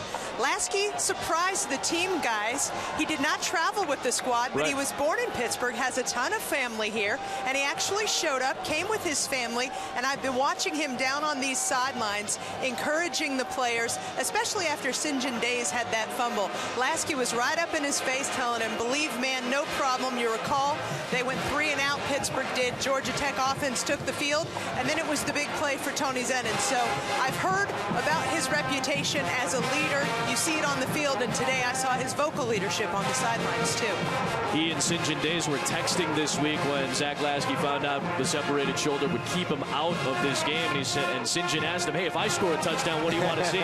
He said, point at your shoulder and then put up the number 1.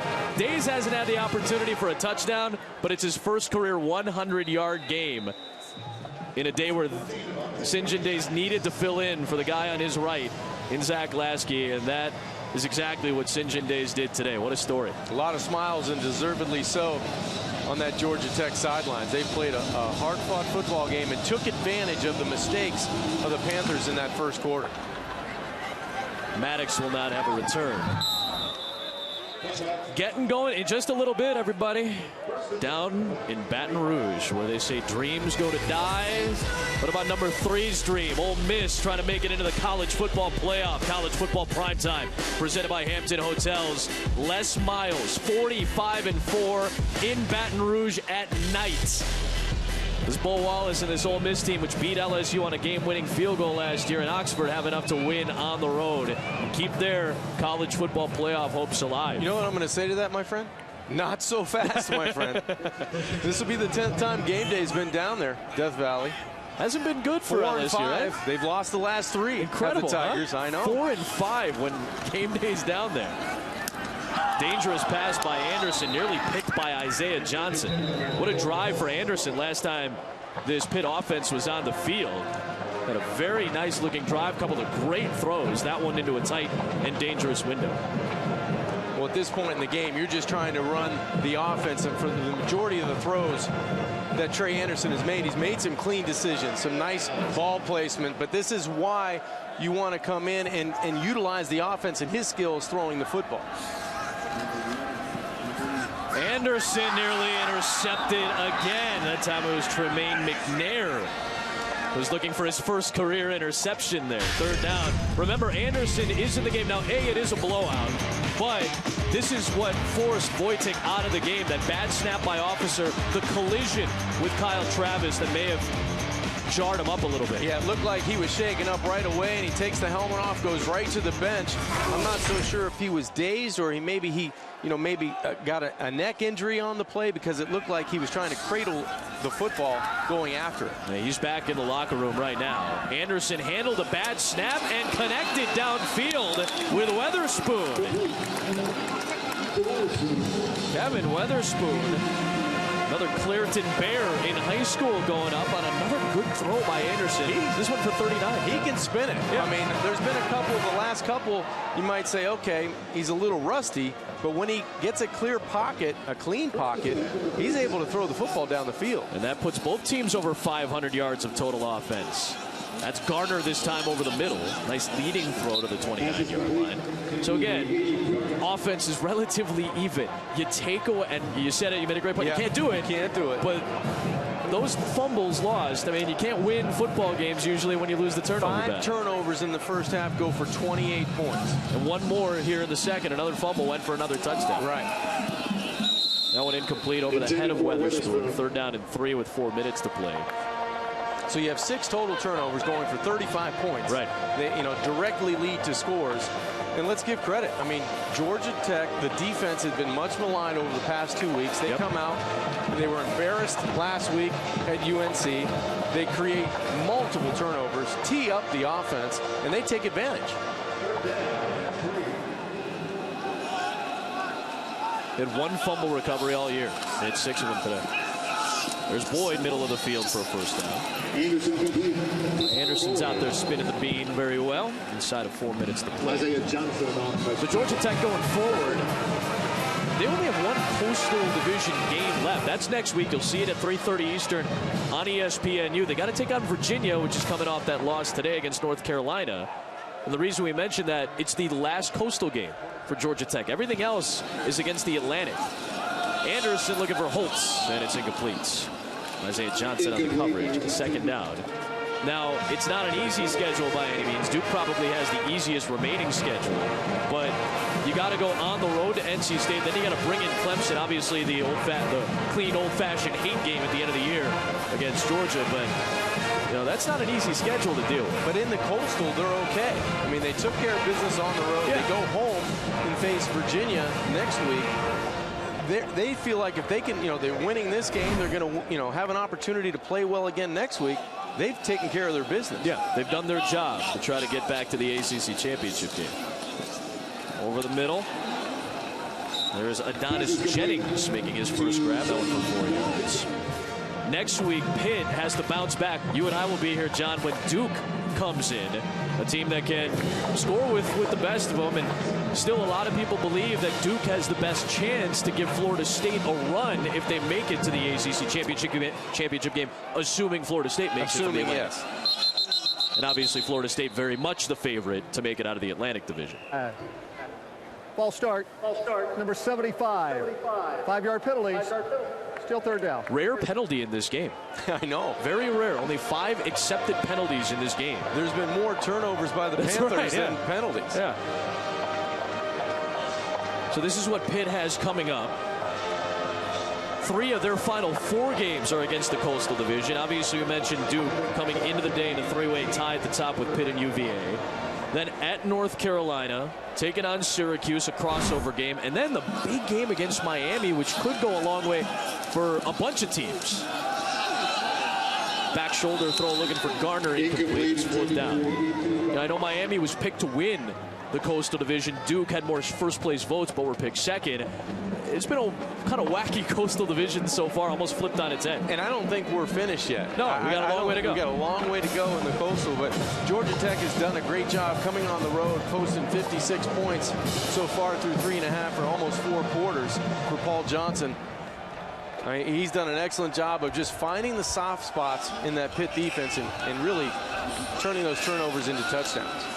The season high in points today. Boyd in the back corner of the end zone, incomplete, and Georgia Tech takes over on a turnover on downs. Our man Fitzy is getting us set for what's going on tonight. He's back in the studio. Thanks, guys. Just a couple of minutes. Cole Stout and the Clemson Tigers will look to get a victory at home. Death Valley, Syracuse coming to visit. ACC Atlantic Division. Back to you. All right, we'll see you soon for that one. Staying in the ACC, Georgia Tech, a season high in rushing at 446. 56 points is also a season high, and they've made a little bit more history in this building. Connors will get a couple of yards there. 2.5 minutes to go. Matt Columbus is there for the tackle. This is a record by an opposing team against Pitt at Heinz Field. This is a place that opened in 2001. It's a beautiful stadium, $281 million stadium. Right at the confluence of the Allegheny and Ohio rivers. And they've played a lot of football here over the last decade and a half. They'll play another game tomorrow. The Steelers have the Colts coming into town for a huge AFC game as Byerly runs in close to the sticks. Andrew Luck in the top offense in the National Football League, taking on that Pittsburgh defense that has looked a little bit shaky. A lot of new faces on that Steelers defense, but Colts have been on a roll. 5 wins in a row. Yeah. After they dropped their first 2. They dropped their first 2 to Philadelphia. I can't remember who the other team was that beat them. Oh, Denver in week 1 in a comeback effort that fell short, and then the Cody Parkey field goal at the horn for Philadelphia to win. They've won 5 straight since. Snoddy, a career day today. You could say that seems like about a lot of guys for Georgia Tech's offense. He gets the first down. So let's count the Georgia Tech victory. Let's assume that at the final minute 15 they're not going to blow the 28-point lead and put them at 3-2. So they're the only team with 3 wins in the Coastal. Duke was off this week. They'll be here at Heinz Field next week with a chance to get to 3 wins and stay in first place. Again, they've played 1 less game in the Coastal, but they've got a better winning percentage in conference, sitting at 2-1. So a huge game for Duke when we're back here next week. They have to hold serve. Trying to keep pace with this Georgia Tech team. And Georgia Tech, I know it doesn't always seem like it. The fans get restless in Atlanta. They got off to the 5-0 start. But Paul Johnson's team, they set the bar so high for the fans in Atlanta, and then they kind of dip down as the season wears on. You always end up with 7 wins and 5 losses, or it's a 7-16 that gets into a bowl game that's not all that exciting. Everybody was pumped after the 5-0 start. They want to see something. They want to see what they saw the first couple of years when they won 10 games, 9 games. Well, this was an effort on both sides of the football. I mean, the defense set the table with all the turnovers, and this offense did their job by cashing in. 6 turnovers, 6 fumbles in total that turned into 35 points that Georgia Tech did the job today in Pittsburgh. Paul Chryst, that had to be one of the worst performances he's ever seen to start a game. 5 fumbles lost in the opening quarter by his offense, leading to 4 touchdowns and a 28-0 lead. James Conner with a couple of scores to get Pitt back into it. Crucial moments and crucial turnovers in the second half, and Georgia Tech took full advantage today. Syracuse and Clemson are coming up next, but it is a 56-28 victory for Georgia Tech. They're the first in the Coastal to 3 conference victories. For John Congemi, Kara Capuano, John Kettering, Adam Bryan, our fantastic, wonderful crew here in Pittsburgh. Adam Amin saying so long. Clemson, Syracuse coming up first. Back to Fitzy in the studio.